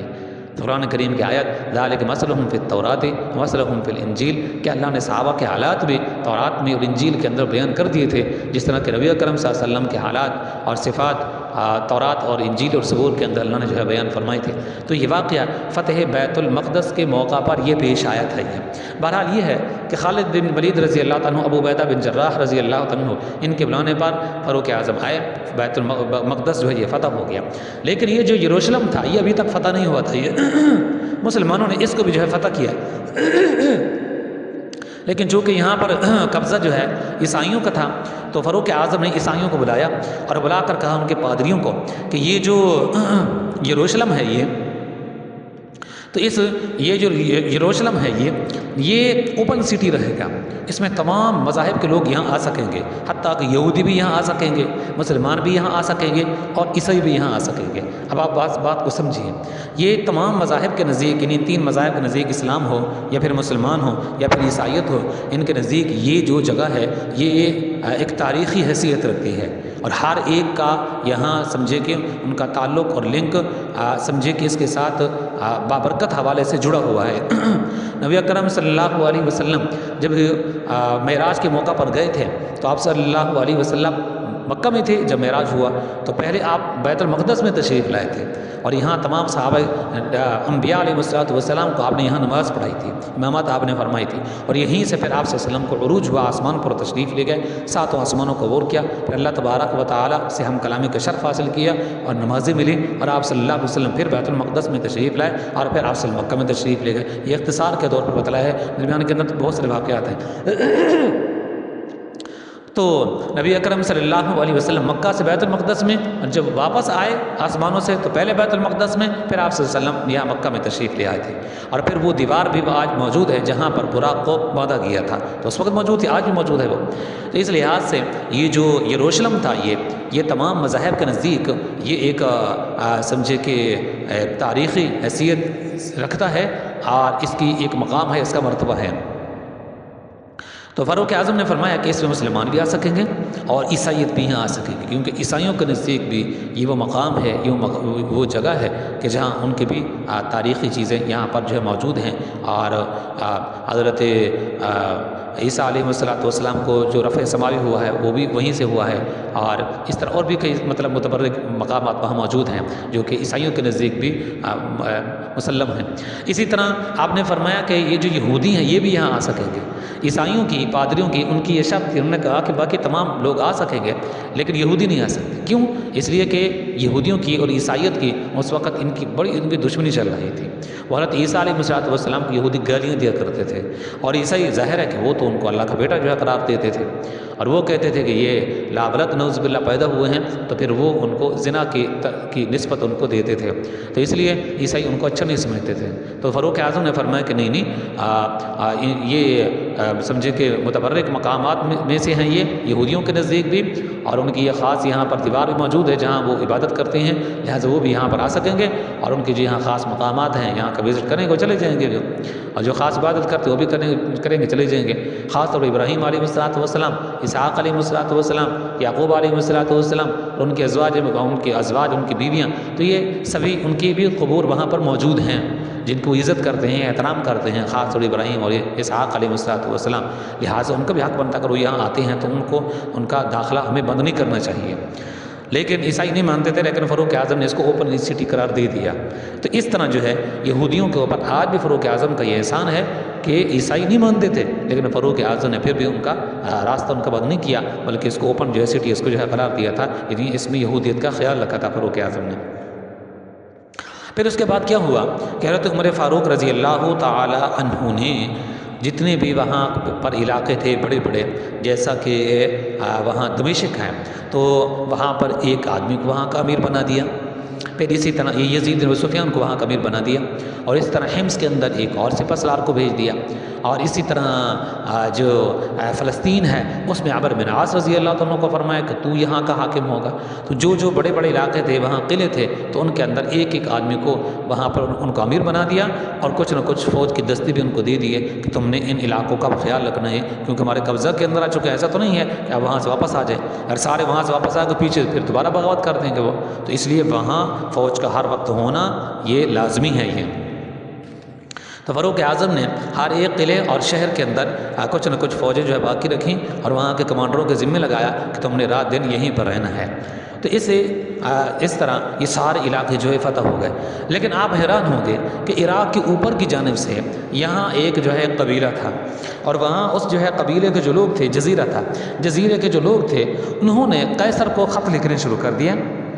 قیصر جو اس وقت وہاں سے جو ہے بھاگ گیا تھا اور ایک نئی جگہ پر وہ چلا گیا تھا، تو اس نے اس جزیرہ کے لوگوں نے جو عراق کے اوپر کی جانب تھا انہوں نے خطوط لکھے کہ ہم بھی آپ کا ساتھ دینا چاہتے ہیں اور تم بھی ہمارا جو ہے ساتھ دو، تو اس طرح ہم مل کر ایک بڑی فوج تیار کرتے ہیں اور مسلمانوں کے ساتھ پھر آخری طور پر ہم ان کے ساتھ دوبارہ جو لڑائی کا ہم آغاز کرتے ہیں، ہو سکتا ہے کہ پھر ہمیں کامیابی مل جائے۔ تو انہوں نے پھر اس طرح کیا کہ 30,000 فوج جو ہے تیار ہوئی جزیرہ سے، اور قیصر نے 50,000 کا ایک لشکر جرار اس نے جو ہے تیار کیا، اور ان سب نے آ کر حمص کو انہوں نے آ کر گھیرے میں لے لیا، حمص کو انہوں نے آ کر گھیرے کے اندر ان کو لے لیا۔ خالد بن ولید بھی وہیں حمص کے اندر موجود تھے، کیونکہ حمص کا جو شہر تھا یہ خالد کے سپرد کیا گیا تھا، اور یزید بن ابی سفیان کو دمشق دیا گیا تھا، عمرو بن عاص کو فلسطین ان کو دیا گیا تھا، تو حمص میں خالد بن ولید تھے۔ تو انہوں نے آ کر جو ہے سارا جزیرہ کے لوگوں نے اور قیصر کی 50,000 فوج نے جزیرہ کے 30,000 لوگوں نے آ کر حمص کا گھیرا کر لیا۔ اور یہ حضرت خالد بن ولید کو پتہ چلا تو انہوں نے پہلے سے دروازے بند کر دیے تھے اور باہر خندقیں بھی انہوں نے کھود لی تھی، لیکن پھر بھی بہت ڈر تھا، خوف تھا، اتنی بڑی فوج ہے یہ، تو کیسے ان کا مقابلہ کیا جائے۔ بہرحال یہ ہے کہ انہوں نے دفاع تو کر لیا لیکن پھر بھی خطرات بہت زیادہ تھے۔ تو حضرت خالد بن ولید نے فوراً آدمی بھیجا مدینہ میں حضرت عمر فاروق کے پاس کہ فوج کی ضرورت ہے، تو ہم تو بالکل گھیرے کے اندر آ چکے ہیں اور یہاں حمص کا گھیرا کر لیا گیا ہے، تو فوج کی ایمرجنسی ہے اور فوراً آپ ہماری مدد کے لیے یہاں آپ فوج بھیجیں۔ عمر فاروق کے پاس جب یہ پیغام پہنچا تو وہ بھی ذرا چوکنے ہو گئے اور غور و فکر کے اندر مبتلا ہو گئے کہ اب ہمیں کیا کرنا چاہیے، پیچھے کوئی اور فوج ہے نہیں، تو کیسے ان کو جو ہے بچایا جائے۔ تو فاروق اعظم رضی اللہ تعالی عنہ نے ان کے جیسے خط پہنچا تو فاروق اعظم رضی اللہ عنہ نے ان کی مدد اس طرح کی کہ انہوں نے پھر قادسیہ کے اندر جو سعد بن وقاص رضی اللہ عنہ ابھی نئے نئے قادسیہ سے جو ہے فارغ ہوئے تھے، تو انہوں نے پھر قادسیہ کے اندر سعد بن وقاص کو انہوں نے خط لکھا، کہا کہ تم ایک جو ہے لشکر وہاں سے بھیجو اور یہاں مدینہ سے میں جو ہے ایک لشکر جو ہے میں یہاں سے جو ہے میں بھیج رہا ہوں میں۔ چنانچہ اس طرح ہوگا کہ یہ لشکر ادھر سے خالد کے پاس پہنچ جائے گا بطور مدد کے، اور ادھر سے ایران سے تم مدائن سے وہاں سے تم جو ہے بھیج دو، تو اس طرح جو ہے یہ فوج خالد کی مدد کے لیے وہاں پہنچ جائے گی، کیونکہ وہ گھیرے کے اندر آ چکے ہیں جزیرہ کے لوگوں نے اور قیصر کے لوگوں نے، وہاں 80,000 کا لشکر ہے جنہوں نے ان کا گھیرا کر رکھا ہے۔ تو ادھر سے عمر فاروق نے ایک چھوٹے سا لشکر انہوں نے تشکیل دیا، مدینہ سے انہوں نے بھیج دیا حمص کی طرف، اور ادھر سے سعد بن وقاص رضی اللہ عنہ نے حضرت قعقاع کو بلایا، قعقاع بن عمر جن کا پہلے کئی مرتبہ ذکر آ چکا ہے، حضرت قعقاع بن عمر کو بلایا اور بلا کر فرمایا کہ یہ ایک جتھا میں تم کو دیتا ہوں، جماعت دیتا ہوں، اور اس جماعت کو لے کر تم جو ہے اپنے بھائی خالد بن ولید کی مدد کے لیے وہاں حمص کے اندر پہنچو، اس لیے کہ حمص پھر گھیرے کے اندر آ چکا ہے، قیصر اور جزیرہ کی فوج نے اس کو گھیرے کے اندر لے لیے ہیں۔ تو اس طرح پھر جو ہے یہ قعقاع بن عمر ابھی تک وہاں نہیں پہنچے تھے، اور مسلمانوں کا ادھر سے جو ہے ایک لشکر مدینہ سے پہنچ چکا تھا، اور حضرت سعد بن وقاص نے ایک اور لشکر بھی تشکیل دیا تھا، ایک تو قعقاع بن عمر کو جو ہے انہوں نے ایک لشکر بنا کر دیا، ایک اور لشکر انہوں نے تشکیل دیا تھا، اور اس کے ذمہ یہ تھا کہ یہ لوگ یہاں سے جائیں گے اور یہاں سے جا کر یہ وہ جو جزیرہ ہے جنہوں نے ابھارا ہے قیصر کو، ان جزیرے کے اوپر جا کر حملہ کر دیں گے۔ تو اس طریقے سے جب وہ جزیرہ کے فوجوں کو پتہ چلے گا تو وہ پھر وہ حصار جو ہے چھوڑ دیں گے حمص کا اور اپنے علاقوں کو بچانے کے لیے یہاں بھاگیں گے، تو اس طرح جو قیصر کی طرف سے آئی ہوئی فوج ہے وہ کمزور پڑ جائے گی، تو وہ بھی واپس بھاگ جائے گی۔ تو یہ طریقہ تھا اور بالکل یہ کارآمد ہوا ہے۔ تو سعد بن ابی وقاص نے قعقاع بن عمر کو یہاں بھیج دیا حمص کے لیے، اور ایک لشکر جو تشکیل دیا تھا تو وہ جا کر جزیرہ کو اوپر جا کر حملہ کر دیا۔ تو ادھر جزیرہ کے لوگوں کو جو پتہ چلا جو حمص کا گھیراؤ کر کے کھڑے تھے، تو یہ جزیرے کو اپنے علاقوں کو بچانے کے لیے یہاں سے بھاگے۔ جب وہ 30,000 کا لشکر یہاں سے بھاگا تو ادھر قیصر کی فوج کو پتہ چلا، تو انہوں نے کہا ہم کیسے پھر ان کا مقابلہ کر سکیں گے، اب تو مدینہ سے بھی ایک لشکر آ گیا ہے، اور سعد بن وقاص نے وہاں سے مدائن سے وہاں سے انہوں نے بھی ایک لشکر جو ہماری طرف بھیج دیا ہے جو قعقاع بن عمر کی جو ہے قیادت کے اندر یہاں پہنچنے والا ہے، تو انہوں نے بھی واپس جو ہے بھاگنا شروع کر دیا۔ تو اس طرح یہ ایک جو گھیراؤ ہو چکا تھا، خالد ایک مشکل کے اندر پڑ گئے تھے، اس طرح اللہ تبارک و تعالیٰ کا فضل و کرم سے پھر یہ حصار جو تھا یہ بالکل ٹوٹ گیا۔ یہ جزیرہ والے اپنے جزیرے کو بچانے کے لیے بھاگ گئے، اور قیصر کے لوگوں نے انہوں نے پھر اتنا سمجھے کہ ان کے پاس ہمت نہیں تھی کہ وہ پھر ان کا مقابلہ کر سکتے، وہ بھی واپس جو ہے چلے گئے۔ ایاز بن غنم رضی اللہ عنہ تھے جو جزیرہ کی طرف جو یہ بھیجے گئے تھے، یہ قعقاع بن عمر راستے کے اندر تھے، لیکن پتہ چلا کہ اب وہ آ رہے ہیں، تو پھر وہاں سے جو ہے یہ واپس جو ہے چلے گئے تھے۔ یہ اب آپ آتے ہیں آئیے اس بات کی طرف کہ یہ سارے علاقے جب یہ جو ہے فتح ہو گئے ہیں تو اب شام کے اندر جو ہے طاعون کی بیماری جو ہے پھیل گئی۔ شام کے اندر طاعون کی جو بیماری ہے یہ وہاں جو ہے پھیل گئی ہے، تو اس کے اندر بہت سارے صحابہ کرام اس کے اندر جو ہے شہید ہو گئے تھے، فوت ہو گئے تھے۔ طاعون کی بیماری ایک پھوڑا سے نکلتا تھا یہ، اور پھر وہ پھوڑا کینسر کی شکل و اختیار کر لیتا تھا، اور پھر اس طرح پورے بدن کے اندر پھیل جاتا تھا، اور وہ زہر پھر اوپر کی طرف منتقل ہو جاتی قلب و اذہان تک، جس سے بندہ مر جاتا تھا، باقی نہیں بچتا تھا۔ اس کے اندر آپ دیکھیں گے کہ بڑے بڑے صحابہ کرام اس میں شہید ہو گئے، طاعون کے اندر مبتلا ہو کر۔ حضرت معاذ بن جبل رضی اللہ عنہ جلیل القدر صحابی ہیں اور عظیم کمانڈرز میں سے ہیں، وہ بھی اس میں شہید ہوئے ہیں طاعون میں مبتلا ہو کر۔ یزید بن ابو سفیان حضرت امیر معاویہ کے بڑے بھائی، جن کی وجہ سے پھر حضرت امیر معاویہ کو دمشق کا امیر بنایا گیا تھا، تو یہ یزید بن ابو سفیان بھی اسی طاعون کے اندر مبتلا ہو کر یہ بھی شہید ہوئے تھے۔ اور اسی طرح حضرت ابو عبیدہ بن جراح جو خالد بن ولید کے ساتھ جنگیں انہوں نے لڑی ہیں اور پھر وہ امیر بھی تھے لشکر کے، وہ بھی طاعون کے اندر مبتلا ہو کر وہ شہید ہوئے ہیں۔ حضرت ابو عبیدہ بن جراح رضی اللہ تعالیٰ عنہ جو ہیں، ان کو حضرت فاروق اعظم رضی اللہ تعالیٰ عنہ نے ان کو بلایا بھی تھا، کہا کہ تم وہاں سے جو واپس آ جاؤ، مجھے کوئی کام ہے۔ تو ابو عبیدہ بن جراح نے کہا کہ مجھے پتہ ہے جو کام آپ کو ہے، میں وہاں نہیں آنا چاہتا۔ کیوں؟ رسول اللہ صلی اللہ علیہ وسلم نے فرمایا کہ جس علاقے کے اندر کوئی وبا پھیل جائے تو اس علاقہ والوں کو چاہیے کہ وہ وہیں پر رہیں، اور جو غیر علاقہ والے ہیں، یعنی جہاں پر طاعون نہیں پھیلا، بیماری نہیں پھیلے، تو وہ لوگ وہاں نہ آئیں۔ تو یہاں کے لوگ وہاں نہ جائیں اور باہر کے لوگ یہاں نہ آئیں، کیونکہ اس سے پھر خلط ملط ہونے سے، اختلاط کرنے سے بیماری کا مزید پھیلنے کا خدشہ ہوتا ہے۔ حالانکہ فاروق اعظم رضی اللہ تعالیٰ عنہ خود وہاں جا رہے تھے کہ میں خود وہاں جاتا ہوں اور وہاں کوئی دعا کریں گے تو اللہ تعالیٰ اس بیماری کو دور کر دیں گے۔ تو لوگوں نے کہا کہ نہیں، آپ وہاں نہ جائیں، کیونکہ آپ صلی اللہ علیہ وسلم نے فرمایا تھا کہ باہر کے لوگ اس جگہ نہ جائیں جہاں وبا پھیل چکی ہوں، اور جہاں وبا پھیل چکی ہوں وہاں کے لوگ باہر کی طرف نہ جائیں۔ تو اس لحاظ سے عمر فاروق کو جب دباؤ میں ڈالا گیا تو پھر وہ وہاں سے کچھ سفر بھی کیا تھا، واپس لوٹ آئے تھے مدینہ میں۔ لیکن حضرت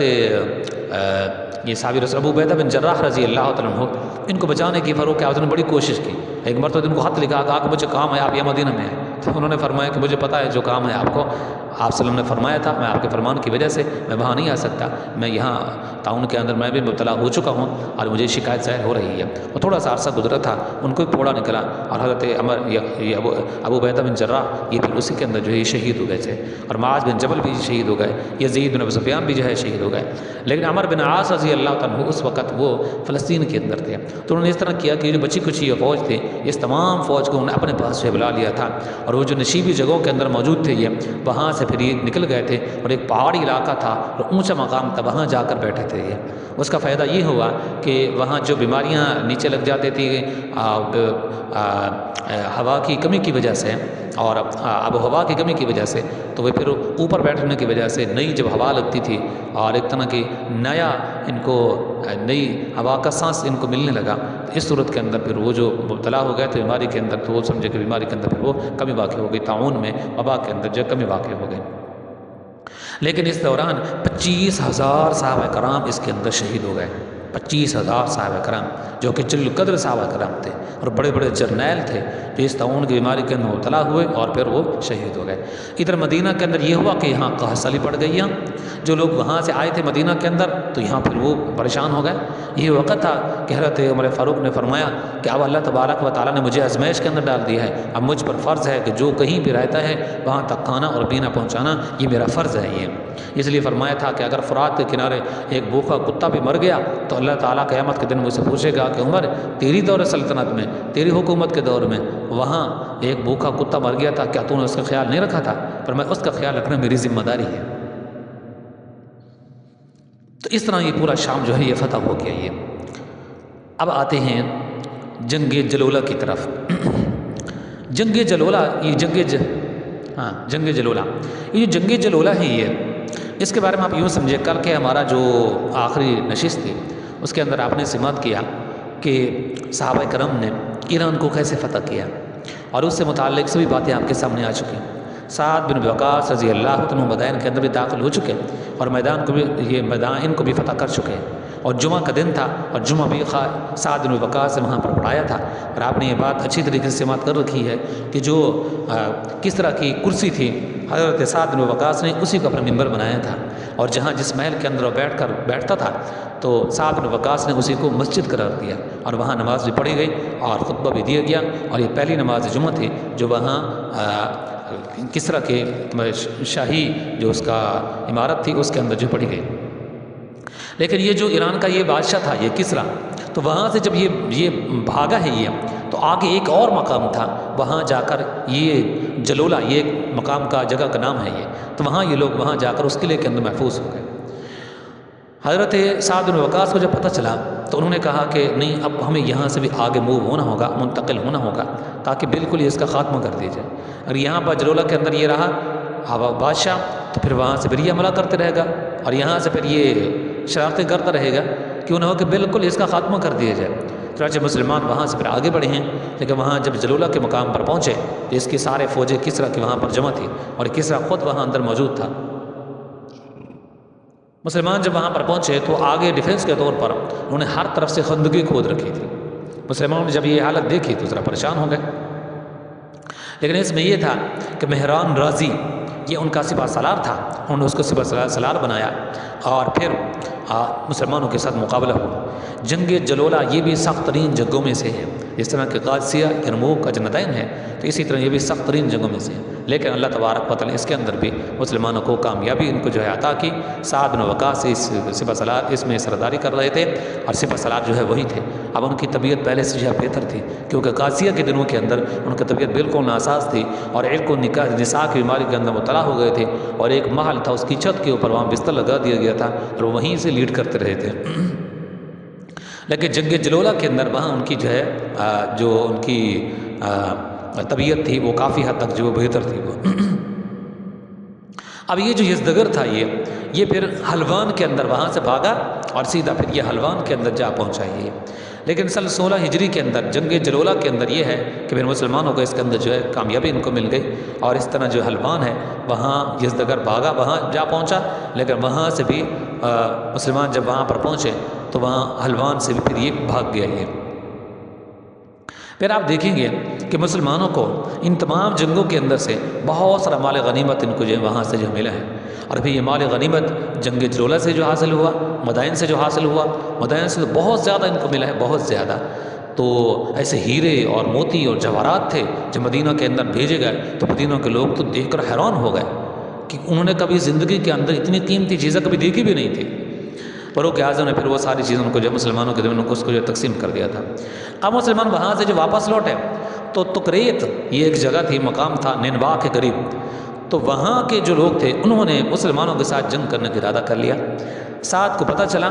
تو انہوں نے پھر عبداللہ بن معتم رضی اللہ عنہ ایک صحابی رسول ہیں، ان کو 5000 کا ایک فوج کا دستہ دیا، فرمایا کہ تم وہاں چلے جاؤ اور وہاں جا کر جو ہے تکریت کے اندر نینوا کے لوگوں کا مقابلہ کرو۔ اور یہ نینوا کا مقام ہے جہاں حضرت یونس علیہ السلام بھیجے گئے تھے، جو جن کا مچھلی والا واقعہ جو مشہور ہے، قرآن کریم کے اندر بھی ہے، اور ان کی جتنی بھی سیرت ہے ہم پہلے اس کو جو ہے کور کر چکے ہیں۔ اب حضرات جو پرانے یہاں ساتھی بیٹھے ہیں ان کو یہ ساری باتیں جو ہے وہ انہوں نے سنی ہوں گی، اور یوٹیوب کے اوپر، فیس بک کے اوپر، دیگر جو سوشل میڈیا ہیں وہاں پر وہ ہماری جو ہے وہ پڑھی ہیں وہ ساری چیزیں،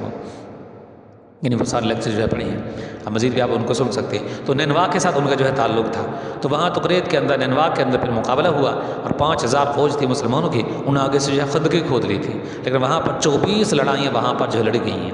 لیکن یہ جو ہے یہ جو علاقہ تھے یہ پھر بھی جو ہے فتح نہیں ہو رہے تھے یہ، ٹھیک ہے، یہاں کے جو علاقہ جات تھے یہاں پھر بھی جو وہ فتح جو ہے نہیں ہو رہے تھے۔ لیکن یہ ہے کہ وہاں کے جو نصرانی تھے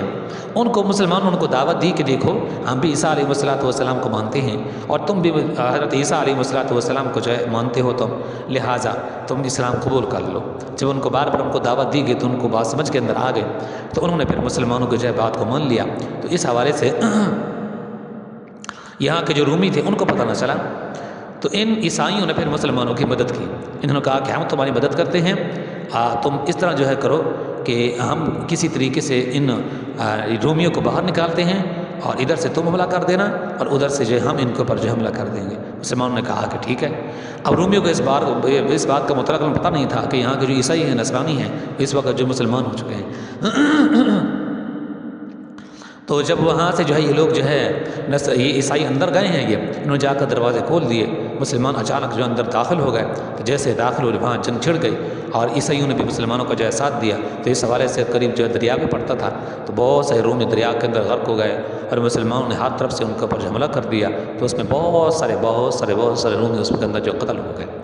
تو اس طرح جو ہے اللہ تبارک و تعالی نے مسلمانوں کو اس کے اندر جو ہے کامیابی سے ان کو جو ہے نوازا ہے۔ لیکن یہ جو قریب جب موصل کا علاقہ پڑتا تھا تو مسلمانوں کو فوج جب وہاں جانے لگی تو وہ جو عیسائی جو ابھی مسلمان ہوئے تھے انہوں نے کہا کہ دیکھیے ہم اس طرح کرتے ہیں کہ وہاں جب آپ جاؤ گے تو ظاہر ہے وہاں دقت مشقت کا سامنا تو کرنا پڑے گا کہ آپ کو قلعہ کا گھیراؤ بھی کرنا پڑے گا، اور لڑائی کے لیے ہو سکتا ہے کہ وہ فوراً آپ کے مقابلے پر نہ اتر آئیں، تو اس لیے وہاں دقت ہوگی، کیوں نہ ہو کہ ہم آگے جاتے ہیں اور کسی طریقے سے ان کو دھوکہ دیتے ہیں اور تم جب پیچھے سے آ جانا، تو اس طریقے سے آسانی کے ساتھ یہ قلعہ جو ہے فتح ہو سکتا ہے۔ تو انہوں نے مسلمانوں نے کہا کہ چلو ٹھیک ہے، اگر آپ اس بارے میں اس میں ہماری جو ہے مدد آپ جو ہے کرنا چاہتے ہیں تو اس کے لیے ہم جو ہے تیار ہیں۔ تو پھر یہ عیسائی جو ہے وہاں سے بھاگے آگے پہنچے اور وہاں جا کر جو ہے ان کے ساتھ جو ہے بات چیت کی، وہاں قلعہ والوں کے ساتھ، موصل کے جو ہے قلعہ والوں کے ساتھ ابھی یہ جو ہے گفتگو یہ ہو رہی تھی، یہ باہر ان کو بلایا، ادھر سے مسلمان جو قریب کہیں چھپے ہوئے تھے جلدی سے باہر نکلے اور جا کر جو ان کے اوپر حملہ کر دیا، عیسائی بھی مسلمانوں کے ساتھ مل گئے۔ تو اس طرح پھر وہ دروازہ کا قلعہ جو ہے باہر کھلا ہوا تھا، یہ لوگ میدان کے اندر موجود تھے، یہ عیسائیوں کے ساتھ بات چیت کر رہے تھے، ان کو پتہ نہیں تھا مسلمانوں کو کہ یہ عیسائی مسلمان ہو گئے ہیں یہ۔ تو اس طرح پھر قلعہ کا دروازہ کھلا تھا، مسلمان جلدی سے اندر چلے گئے، تو سارے قلعے کے اوپر جو موصل کا قلعہ تھا یہ بالکل جو ہے فتح ہو گیا بڑی آسانی کے ساتھ، یہاں کوئی زیادہ خون خرابہ نہیں ہوا۔ تو اس طرح یہ جو موصل ہو، یہ اسی طرح تو کریت ہو، نینوا کے علاقے ہوں، یہ سارے کے سارے یہ فتح ہو گئی ہے، اور اللہ تبارک و تعالیٰ یہاں مسلمانوں کو کامیابی سے ان کو نوازا ہے۔ لیکن حضرت سعد بن وقاص رضی اللہ عنہ جب وہاں مدائن کے اندر تھے تو پھر دوبارہ پھر یہ بیمار ہو گئے۔ اس کی ایک وجہ یہ بھی تھی کہ یہاں کی جو آب و ہوا تھی یہ مسلمانوں کو راس نہیں آتی تھی، اور یہاں ان کے جو اجسام ہیں وہ اس کو برداشت نہیں کرتے تھے، اور ایسا ہوتا ہے۔ تو حضرت عمر فاروق کے پاس خط لکھا گیا کہ یہاں مسلمان پھر دوبارہ جو بیمار ہو رہے ہیں، خاص طور پہ ان کی سعد بن وقاص کی جو طبیعت ہے وہ کافی ناساز ہو رہی ہے۔ تو حضرت عمر فاروق نے فرمایا کہ تم مدائن کو چھوڑ دو اور یہاں ایران کے اندر دیکھو جو خشک جگہ ہو اور جہاں کی آب و ہوا تمہیں ذرا اچھی لگتی ہو، بہتر لگتی ہو، تو وہاں کوئی تم اپنا کوئی نیا شہر تم بسا لو۔ تو انہوں نے پھر 2 صحابہ کو بھیجا، حضرت سعد نے سلمان فارسی کو اور حضرت حذیفہ رضی اللہ تعالیٰ عنہ کو، فرمایا کہ تم جاؤ ذرا کوئی مقام جو ہے تلاش کرو جہاں پر جو ہے اونچا مقام بھی ہو اور اس طرح خشک مقام ہو، تو وہاں پر ہم کوئی نئی بستی جو ہے قائم کر دیں ہیں تاکہ وہاں کی آب و ہوا ہمارے معیار کے مطابق ہو، ہمارے جس کو باڈی اور ہمارا جسم جو ہے جس کو جو ہے برداشت کر سکے، ہماری صحت کے لیے موزوں ہو۔ تو یہ دونوں حضرات گئے، تو یہ جو آج کا کوفہ کا جو مقام ہے یہ کوفہ کا میدان تھا، تو یہ میدان جو تھا کوفہ جہاں آج موجود ہے یہ ان کو اچھا لگا اور یہاں کی آب و ہوا ان کو بہتر لگی۔ تو یہاں سے پھر واپس آئے، حضرت سعد کو بلایا، انہوں نے آ کر یہاں کچھ دن ٹھہرے، تو انہوں نے کہا کہ ہاں یہ مقام بہت بہتر ہے، یہاں کی آب و ہوا یہ ہمارے مزاج کے موافق ہے یہ، تو لہٰذا یہاں پر ایک شہر کی جو بنیاد ڈالی گئی ہے وہ یہ کوفہ، یہ حضرت سعد بن وقاص نے یہاں پر جو ہے اس کی بنیاد ڈالی تھی، اور حضرت عمر فاروق نے اس کا جو حکم دیا تھا۔ اور اب یہاں پر جو شہر ہے ابو الحیاء، یہ ایک مسلمانوں میں سے جو ہے ایک مسلمان تھے یہ، اور اس فوج کے اندر یہ شامل تھے، انہوں نے جو ہے سارا ڈیزائن کیا تھا نقشہ وغیرہ اس شہر کا، آج کو وہاں جو قلعہ ہے یہ سارا انہوں نے جو ہے شہر کو ڈیزائن کیا تھا۔ تو اس طرح ایک نئے علاقے نئے شہر کی یہاں پر جو ہے بنیاد پڑی ہے۔ عمر فاروق کے دور میں ان کے آرڈر پر سعد بن وقاص رضی اللہ تعالیٰ عنہ وہاں موجود تھے، ابو الحیاء نے اس کا نقشہ تیار کیا۔ اچھا، یہ سارے جو ہے یہ شام جو ہے یہ فتح ہو گیا، ایران بھی فتح ہو گیا، اور جلولہ کا مقام وہ بھی جو ہے فتح ہو گیا، مدائن بھی فتح ہو گیا، شام کے بہت سارے علاقے جو آپ نے سماعت کیے سارے فتح ہو گئی ہیں۔ اچھا، ایک اور واقعہ پیش آ گیا، وہ یہ کہ اللہ بن حضرمی رضی اللہ تعالیٰ عنہ، ان کو جب پتہ چلا کہ حضرت سعد بن وقاص نے بہت سے علاقہ جو ہے فتح کیے ہیں اور مدینہ کے اندر سعد کا مقام اور مرتبہ بڑھ گیا، لوگ سعد کرنے لگے، تو انہوں نے کہا کہ کیوں نہ ہو کہ میں کسی طریقے سے ایران کے ابھی جو کچھ جگہ بچی ہوئی ہیں تو ان کے اوپر کیوں نہ ہو کہ میں بھی لڑائی کروں اور اس طرح میرا بھی ایک مقام ہو، مرتبہ ہو۔ تو ایک ان کے اندر بھی جذبہ کبریٰ جہاد کا، تو انہوں نے حضرت عمر فاروق کے پاس خط لکھا کہ میں ایران کے اوپر حملہ کرنا چاہتا ہوں۔ فاروق اعظم ان کو روکا، لیکن یہ نہ مانے، تو انہوں نے کہا چلو ٹھیک ہے،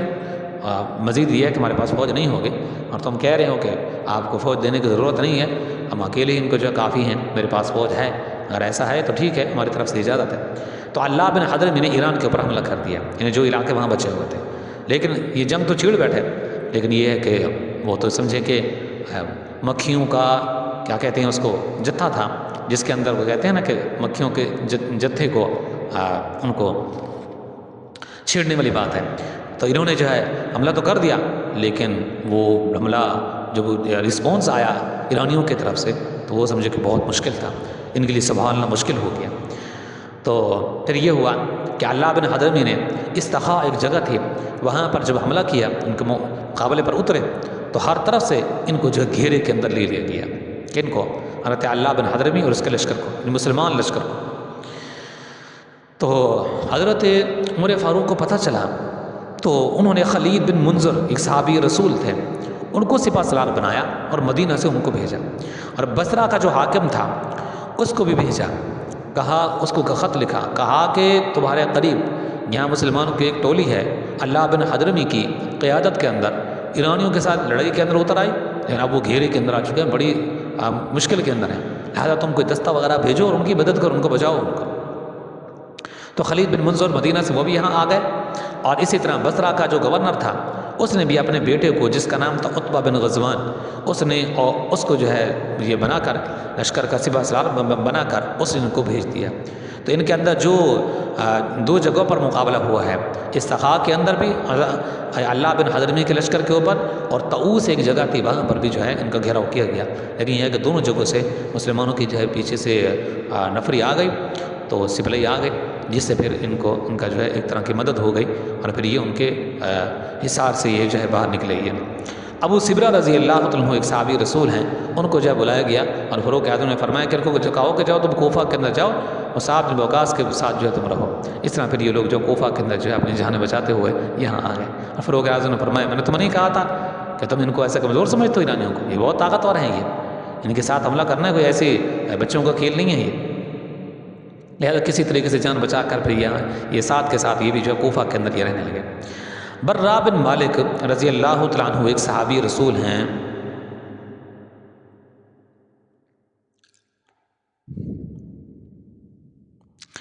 اچھا ان کا واقعہ ہم ذرا آگے دیکھتے ہیں، پہلے احواز کو دیکھ لیتے ہیں۔ احواز یہ ایک علاقہ تھا، یہ کیسے جو ہے فتح ہوا؟ وہاں ہرمز وہاں کا جو ہے سپہ سالار تھا، بادشاہ تھا، وہ وہاں پر جو ہے موجود تھا۔ وہ حضرت عتبہ رضی اللہ تعالیٰ عنہ حضرت عتبہ رضی اللہ تعالیٰ عنہ وہاں پر گئے، تو انہوں نے جا کر احواز کا گھیراؤ کر لیا، اور مرزا کو پتہ چلا تو اس نے کہا کہ پہلے تو جنگ کی، لیکن یہ کہ بعد میں اس نے کہا کہ میں تمہارے ساتھ صلح کرنا چاہتا ہوں، کیونکہ اس کو پتہ چل گیا تھا کہ ان کا مقابلہ کرنا بہت مشکل ہے اور بہت دشوار ہے، تو اس نے کہا کہ ہم اس طرح کرتے ہیں کہ تمہارے ساتھ ہم جو ہے صلح کرنا چاہتے ہیں۔ حضرت عتبہ رضی اللہ تعالی عنہ نے فرمایا کہ چلیں ٹھیک ہے، اگر تم ہمارے ساتھ صلح کرنا چاہتے ہو تو ٹھیک ہے، ہم تمہارے ساتھ جو ہے صلح کرنا چاہتے ہیں۔ انہوں نے ایک مرتبہ جو ہے صلح کر لی، اور صلح کرنے کے بعد پیچھے سے انہوں نے بغاوت کر دی۔ جب بغاوت کی تو مسلمانوں نے پھر جا کر ان کے اوپر حملہ کر دیا احواز پر، لیکن یہ کہ یہ جو بادشاہ تھا یہ ہرمز وہاں سے بھاگا، اور رام ہرمز یہ ایک مقام تھا وہاں اس طرف بھاگ گیا یہ جان بچا کر۔ مسلمانوں کو جو ہے پتہ چلا تو انہیں وہاں پر جو ہے چڑھائی کر دی، جب وہاں پر جو ہے چڑھائی کی تو وہاں سے پھر یہ بھاگا، پھر یہ تستر کے اندر بھاگ گئی ہے، یہ تا سین کے ساتھ تستر کے اندر یہ بھاگ گئی ہے۔ مسلمانوں نے جا کر وہاں پر محاصرہ کر لیا، لیکن اس قلعہ کو فتح کرنا بہت مشکل تھا، بہت مشکل تھا۔ مسلمان وہاں پر کئی دن تک وہاں پڑاؤ ڈالے رکھے اور چاروں طرف سے اس کو گھیرے رکھا تھا، لیکن یہ علاقہ فتح نہیں ہو رہا تھا۔ برا بن مالک رضی اللہ عنہ ایک صحابی رسول ہیں، اور وہ مستجاب الدعوات میں سے تھے۔ صحابہ کرام نے ان کو بلا کر فرمایا کہ تم مستجاب الدعوات ہو، اللہ تعالیٰ تمہاری دعا کو ضرور قبول کرتا ہے، لہذا تم دعا کرو کہ اللہ تعالیٰ کل کے روز اس قلعے کو فتح کر دے، اور ہمیں کامیابی سے اللہ تعالیٰ ہم کو نواز دے۔ ہم تنگ آ گئے ہیں اس قلعے کو جو ہے اس کا حصار کیے ہوئے، کتنا عرصہ تو ہو گیا اس کو گھیرے میں لیے ہوئے، لیکن یہ قلعہ فتح نہیں ہو رہا ہے، یہ تستر۔ برا بن مالک نے کہا چلے آئیے، میں ابھی وضو کرتا ہوں، میں دعا کرتا ہوں، تم آمین کہتے جانا، یا اللہ قبول کر۔ تو اس طرح پھر دعا ہوئی تو اللہ تعالیٰ نے ان کے دعا کو جو ہے قبول فرمایا، قبولیت سے نوازا۔ کہ ابو سبرہ رضی اللہ عنہ ایک صحابی ہیں، وہ کہیں جا رہے تھے، یعنی ادھر ادھر قلعے کے گھوم پھر رہے ہوں گے، تو وہاں کا ایک آدمی ان کو مل گیا، انہوں نے اس کو پکڑ لیا اور پکڑ کر کہا، اس کو مجبور کیا۔ تو اس نے کہا کہ دیکھو یہاں کے جو کچھ زمینیں وغیرہ ہیں ان زمینوں کا مالک میں ہوں، اور فلاں چیزیں ان کا مالک میں ہوں، اگر یہاں پر تمہاری حکومت آ گئی تو یہ ہے کہ یہ علاقہ تم مجھے دے دو گے، یعنی جو زمین میری ہے اس کے اوپر میں مالک ہوں گا، لیکن یہ ہے کہ اگر تم یہ میرے ساتھ وعدہ کر لو تو پھر میں تمہیں بتا سکتا ہوں کہ اس قلعے کے اندر تم کیسے داخل ہو سکتے ہو اور کیسے اس کو فتح کر سکتے ہو۔ اگر وہ گرما تو میں نے بتاؤں تو کسی صورت کے اندر بھی تم اس قلعے کو تستر کو تم فتح نہیں کر سکتے۔ مسلمانوں نے کہا چلے ٹھیک ہے، جو بھی تیری زمین ہے، جو کچھ بھی ہے تیرا مال و اسباب یہاں پر موجود ہے، ہم وہ تیرے پاس ہی رہنے دیں گے، لیکن تو یہ بتا کہ اس قلعے کو کیسے فتح کر سکتے ہیں۔ اس نے کہا کہ خفیہ راستہ ہے، اس خفیہ راستہ سے اگر تم قلعہ کے اندر داخل ہو گئے، وہ راستہ تمہیں بتا دوں میں، تو تم بڑی آسانی کے ساتھ اس قلعے کو فتح کر سکتے ہو۔ مسلمانوں نے اس کے ساتھ وعدہ کر لیا، تو وہ ابو سبرہ رضی اللہ عنہ ایک صحابی رسول ہیں، تو وہ ان کو اپنے ساتھ لے گیا اس نے کہا کہ آؤ میں تمہیں دکھاتا ہوں۔ رات کی تاریکی تھی تو وہ کہیں سے قلعہ کی طرف سے کوئی راستہ وغیرہ تھا چھپا ہوا، کیونکہ اس زمانے کے اندر جب جنگیں ہوتی تھی تو قلعہ کے اندر سے ہی کچھ غاریں وغیرہ ہوتی تھیں اور وہ خفیہ مقامات کی طرف جاتی تھیں اور وہاں سے پھر وہ پیغام رسانی کا کام بھی کر سکتے تھے، اور بادشاہ کو اگر کوئی خطرہ محسوس ہوتا تھا تو اس راستے سے بھاگ بھی سکتا تھا۔ جس طرح کہ آپ سمجھیں کہ یہ جو ہمارا ملتان کا قلعہ ہے یا خاص طور لاہور کے قلعے کو ہم دیکھ لیں تو وہاں کئی سرنگیں آج بھی دریافت ہو رہی ہیں، اور بڑی بڑی سرنگیں میں تو اپنی آنکھوں سے دیکھ کر آیا ہوں۔ آپ بھی یوٹیوب کے اوپر دیکھ سکتے ہیں، آپ کو موجود ہوں گے اگر آپ وہاں نہیں جا سکے۔ اور اگر کچھ لوگ ساتھی یہاں پاکستان سے تعلق رکھتے ہیں یا کچھ ہو سکتا ہے کہ لاہور سے تعلق رکھتے ہوں، انہوں نے بھی اپنی آنکھوں سے جو ہے دیکھا ہوگا، اور جن نے دیکھا ہے مجھے کمنٹ آپ نے ضرور کرنی، مجھے بتانا ہے آپ نے۔ تو یہاں لاہور کے اندر جو ہے وہ سرنگیں آج بھی موجود ہیں وہ، اور یوٹیوب کے اوپر ویڈیوز بھی ان کی جہاں پڑی ہیں۔ تو وہ ایسی سرنگیں اتنی دور دور تک جو جا کر نکلتی تھی، یہاں سے بادشاہ اکبر یہاں سے روانہ ہوتا تھا سرنگ کے اندر اور پھر وہ وہاں دلی کے اندر جا نکلتا تھا۔ وہ اتنی جو ہے لمبی نیچے زمین کے اندر جو ہے وہ سرنگیں تھیں، تو ان کی بھی اتنی بڑی بڑی جو ہے سرنگیں تھیں اور وہ خفیہ راستے ہوتے تھے وہ، اور وہاں کوئی ایک آدمی جو ہے وہاں پہ ٹھہراتے تھے اور وہ کسی کے علم کے اندر نہیں ہوتا تھا، وہ سوائے جو مخصوص لوگوں کے۔ لیکن چونکہ وہ مخصوص آدمی میں سے تھا، اس قلعہ کے جو مخصوص آدمی ہوتے ہیں قریبی بادشاہ کے، ان میں سے تھا وہ، تو چنانچہ اس نے پھر صحابی رسول کو لے گیا حضرت ابو سبرہ کو اور کہا کہ آؤ میں تمہیں بتاتا ہوں۔ وہ جا کر اس نے راستہ دکھلا دیا، ابو سبرہ نے راستہ دیکھا، وہاں سے واپس آئے، لشکر کے امیر کے پاس آئے، حضرت عتبہ کے پاس، ان کو کہا کہ آپ اس طرح کریں کہ صرف 200 آدمی میرے پاس بھیج دیں، 200 آدمی میرے پاس بھیج دیں، میں اسی خفیہ راستہ سے میں اندر جاؤں گا اور جا کر دروازہ اندر میں کھول لوں گا، اس خفیہ راستہ سے اندر جائیں گے قلعہ کے اندر، اور پھر اندر جا کر اندر سے کنڈی ہم کھول دیں گے، اور باہر سے تم نے تیار رہنا ہے، جیسے دروازہ کھلے قلعہ کا تم نے فوراً اندر آ جانا ہے۔ انہوں نے کہا کہ ٹھیک ہے۔ رات کا وقت تھا، ابو سبرہ وہاں سے گئے، اسی مخصوص جو ہے راستہ سے قلعہ کے اندر داخل ہوئے، قلعہ کے اندر داخل ہو کر جا کر اندر سے دروازہ کھول دیا، اور مسلمان فوجی عتبہ کی قیادت میں وہ باہر مین دروازے کے اوپر کھڑے تھے، جیسے دروازہ کھلا ساری کی ساری فوج اندر جو ہے داخل ہو گئی، تو جیسے ہی جو اندر جو ہے داخل ہو گئی تو وہاں لڑائی جو ہے شروع ہو گئی۔ اب یہ جو برا بن مالک تھے یہ سیدھا ہرمز کے مقابلے پر آئی ہے، لیکن ہرمز کے ارد گرد بڑے بڑے جو ہے اس کے کمانڈرز جو تھے اس کی حفاظت کے لیے کھڑے تھے، انہوں نے حضرت برا بن مالک کو انہوں نے شہید کر دیا۔ تو اس طرح برا بن مالک ہرمز کے مقابلے پر آتے ہوئے یہ شہید کر دیے گئے ہیں، اور اس طرح ان کے قریبی رشتہ دار تھے، قریبی ان کے عزیز تھے، وہ بھی اس کے اندر شہید کر دیے گئے۔ پھر آپ دیکھیں گے کہ یہ جو ہرمز تھا یہ اب یہ مسلمانوں کے ہاتھوں پر یہ گرفتار ہوا۔ جیسے یہ گرفتار ہوا تو حضرت عتبہ نے ان کو بن احنف بن قیس، یہ ایک صحابی رسول تھے احنف بن قیس، ان کے سپرد کیا، کہا کہ اس ہرمز کو تم لے جاؤ مدینہ کے اندر اور امیر المؤمنین کے تم ان کو سپرد کر دو۔ چنانچہ وہ ہرمز کو لے کر یہاں مدینہ کے اندر آیا حضرت احنف بن قیس رضی اللہ عنہ، اور آ کر حضرت فاروق اعظم کے ان کے جو ہے سپرد کر دیا، کہا کہ یہ ہے ہرمز بادشاہ، یہ ہم اس کو لے کر آئے ہیں۔ آپ حیران ہوں گے کہ کیسے یہاں مدینہ کے اندر آئے۔ جب یہ مدینہ کے اندر آئے نا، اور یہ جو رام ہرمز تھا، اس کا ہرمز جو تھا اس کا جو لباس تھا وہ تو شاہ لباس تھا، اور عجیب و غریب اس کا جو لباس تھا، تو فاروق اعظم اس کو سوئے ہوئے تھے۔ تو جب یہ یہاں آیا تو اس نے کہا کہ تمہارا جو وہ جو بادشاہ ہے عمر جس کا ہم نام سنتے ہیں رضی اللہ تعالیٰ عنہ، تو وہ کون ہے، وہ کہاں ہے؟ تو مسلمانوں نے کہا کہ مسجد کے اندر ہوں، وہاں مسجد کے اندر ہے تو وہاں موجود نہیں تھے۔ تو کہیں کسی سے پوچھا کہ امیر المؤمنین کہاں ہیں؟ پتہ چلا کہ وہ ندی کے کنارے سوئے ہوئے ہوں گے۔ تو ہرمز کہتا ہے کہ میں نے دل میں یہ سوچا کہ اتنا جو بڑا بادشاہ ہے وہ، اس کا دبدبہ ہے، اس کا نام ہے، اور سارے علاقے فتح کر چکی ہیں اس کی فوجیں، تو اس کی ارد گرد کی سیکورٹی ہوگی اور ارد گرد اس کی اسلحہ لیے ہوئے لوگ اس کی حفاظت پر معمور ہوں گے۔ کہتے ہیں جب میں وہاں گیا تو کیا دیتا ہوں یہ اکیلا آدمی ہے اور وہاں سویا ہوا ہے۔ تو یہ جب صحابہ گئے وہاں تو ہرمز کو وہاں بٹھا دیا گیا اور سارے انتظار کے اندر بیٹھ گئے کہ امیر المؤمنین اٹھیں گے تو بات چیت ہوگی نا، ابھی تو سوئے ہوئے ہیں۔ تو جب امیر المؤمنین کی آنکھ کھلی اٹھے تو یہ صحابی رسول آگے بڑھے، حضرت احنف بن قیس، کہا کہ امیر المؤمنین یہ ہرمز ہے آپ کے سامنے بیٹھا ہے، یہ اور فلاں علاقے کا تستر کا یہ بادشاہ ہے، یہ ہم اس کو گرفتار کر کے آپ کی خدمت میں لے آئے ہیں۔ سارے حالات ان کو بتلائے۔ تو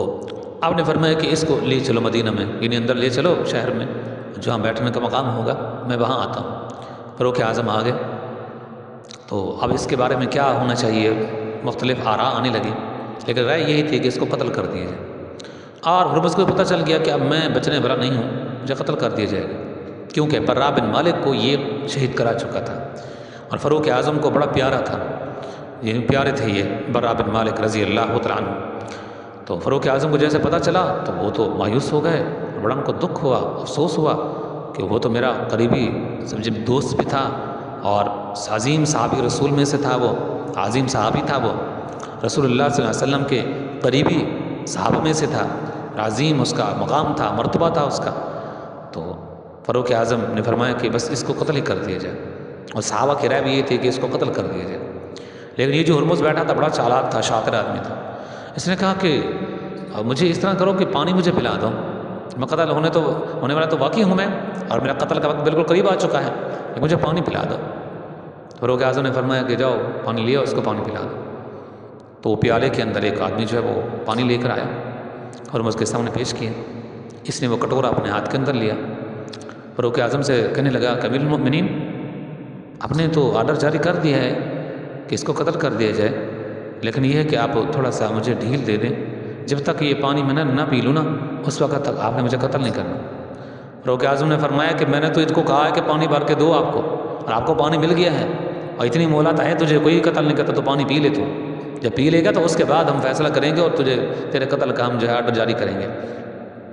ابھی جب تک تو پانی نہیں پیتا اس وقت تک ہم تجھے قتل نہیں کریں گے۔ اس نے کہا کہ یہ بات بالکل صحیح ہے، آپ وعدہ کر دیں میرے ساتھ کہ جب تک یہ پانی میں نہ پی لوں اس وقت تک آپ مجھے قتل نہیں کریں گے۔ فاروق اعظم نے فرمایا ہاں ہاں پی لے پانی پی لے۔ تو وہ جو کٹورا بھرا ہوا تھا نا اس نے بالکل زمین کے اوپر اس کو ڈال دیا کٹورے کو، کہا کہ اب مجھے تم قتل کر کے دکھاؤ۔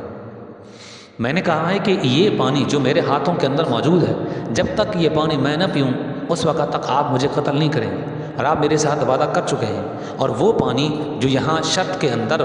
شرط کے ساتھ معلق تھا وہ پانی میں نے وہ پھینک دیا ہے، جب میں نے اس پانی کو نہیں پیا تو لہٰذا تم مجھے قتل بھی نہیں کر سکتے۔ فاروق اعظم کی آنکھیں کھل گئیں کہ یہ آدمی کتنا بھی عیار آدمی ہے، یہ دھوکہ دے دیا۔ فاروق اعظم نے فرمایا نہیں ایسی بات نہیں ہے، اس کو قتل کرنا واجب ہے، اس نے مجھے دھوکہ دیا ہے۔ لیکن وہاں صحابہ موجود تھے، کہا کہ امیر المؤمنین بات تو کسی کا آدر اس کی ٹھیک ہے، آپ کے ساتھ جو وعدہ معاہدہ ہوا پانی کا تو اس نے آپ کو وضاحت کے ساتھ یہ بات کہی ہے کہ جب تک یہ پانی میں نہ پی لوں اس وقت تک آپ مجھے قتل تو نہیں کریں گے۔ آپ نے فرمایا کہ ہاں، اس نے وہ پانی تو گرا دیا ہے نا، وہ پانی تو نہیں پیا، اب وہ جتنا مرضی اور پانی پیتا رہے وہ، لیکن وہ پانی نہیں پیا، لہذا جب تک وہ پانی نہیں پیا گا اس وقت آپ قتل نہیں کریں گے، وہ پانی ضائع ہو چکا ہے۔ فاروق اعظم نے فرمایا کہ یہ آدمی بڑا عیار آدمی ہے، یہ اس نے مجھے دھوکہ دے دیا، لیکن یہ صحابہ نے فرمایا کہ بھی آپ ان کے ساتھ وعدہ کر چکے ہیں، تو اس طور پر اس نے اپنی جو ہے جان بچائی ہے۔ تو فاروق اعظم رضی اللہ عنہ نے فرمایا کہ تو نے دھوکہ تو دیا ہے لیکن یہ ہے کہ چلے ہم آپ کو جو ہے معاف کرتے ہیں، تو اس طرح سے اپنی جان بچا لیں۔ اور پھر فاروق اعظم رضی اللہ عنہ کے اخلاق سے، مسلمانوں کے اخلاق سے بڑا متاثر ہوا، اور پھر اس نے جو ہے کلمہ پڑھ لیا اور پھر یہ مسلمان ہو گیا تھا۔ یہ تو آج تو ہم نے یہاں تک دیکھا ہے کہ عراق کے علاقے جو ہیں وہ کیسے فتح ہوئے، اور پھر خاص طور پہ جنگ جلولہ کے اندر مسلمانوں نے کیسے کامیابی حاصل کی، اور اسی طرح یہ جو شام ہے، شام کے علاقے جو ہے کیسے فتح ہوئے ہیں، تفصیل کے ساتھ ہم یہاں تک جو پہنچے ہیں۔ اگلا جو ہمارا لیکچر ہوگا وہ انشاءاللہ کسی اور نئے ٹاپک کو لے کر ہوگا، امید ہے کہ وہ مصر سے متعلق ہی ہوگا، تو انشاءاللہ اگلی جو ہماری فتوحات کے جو تذکرہ ہے وہ پھر کسی اور موضوع سے متعلق ہوگا، مطلب موضوع تو یہی ہوگا، لیکن یہ کہ مزید جو فتوحات ہوئی ہیں انشاءاللہ پھر وہ اگلے جو ہمارے سلسلہ جاری ہوگا جاری کریں گے، تو اس کے اندر پھر اس کا ہم ذکر جو ہے لے کر کے آئیں گے، اور یہ کافی سلسلہ آگے جو ہے چلے گا۔ ابھی تک تو افریقہ کے اندر مسلمانوں نے وہاں داخل ہونا ہے، وہاں کی فتوحات حاصل کرنی ہیں، پھر مصر کی فتوحات وہ بھی جو آپ کے سامنے آئیں گی، اور پھر حضرت عمر فاروق کی شہادت کا پس منظر واقع وہ بھی آپ کے سامنے آئے گا، اور پھر اسی طرح حضرت عثمان غنی رضی اللہ عنہ کے زمانے کے اندر جو علاقے فتح ہوئے ہیں وہ بھی تفصیل کے ساتھ آپ کے جو سامنے آئیں گے، پھر حضرت علی رضی اللہ عنہ کا زمانے کے اندر جو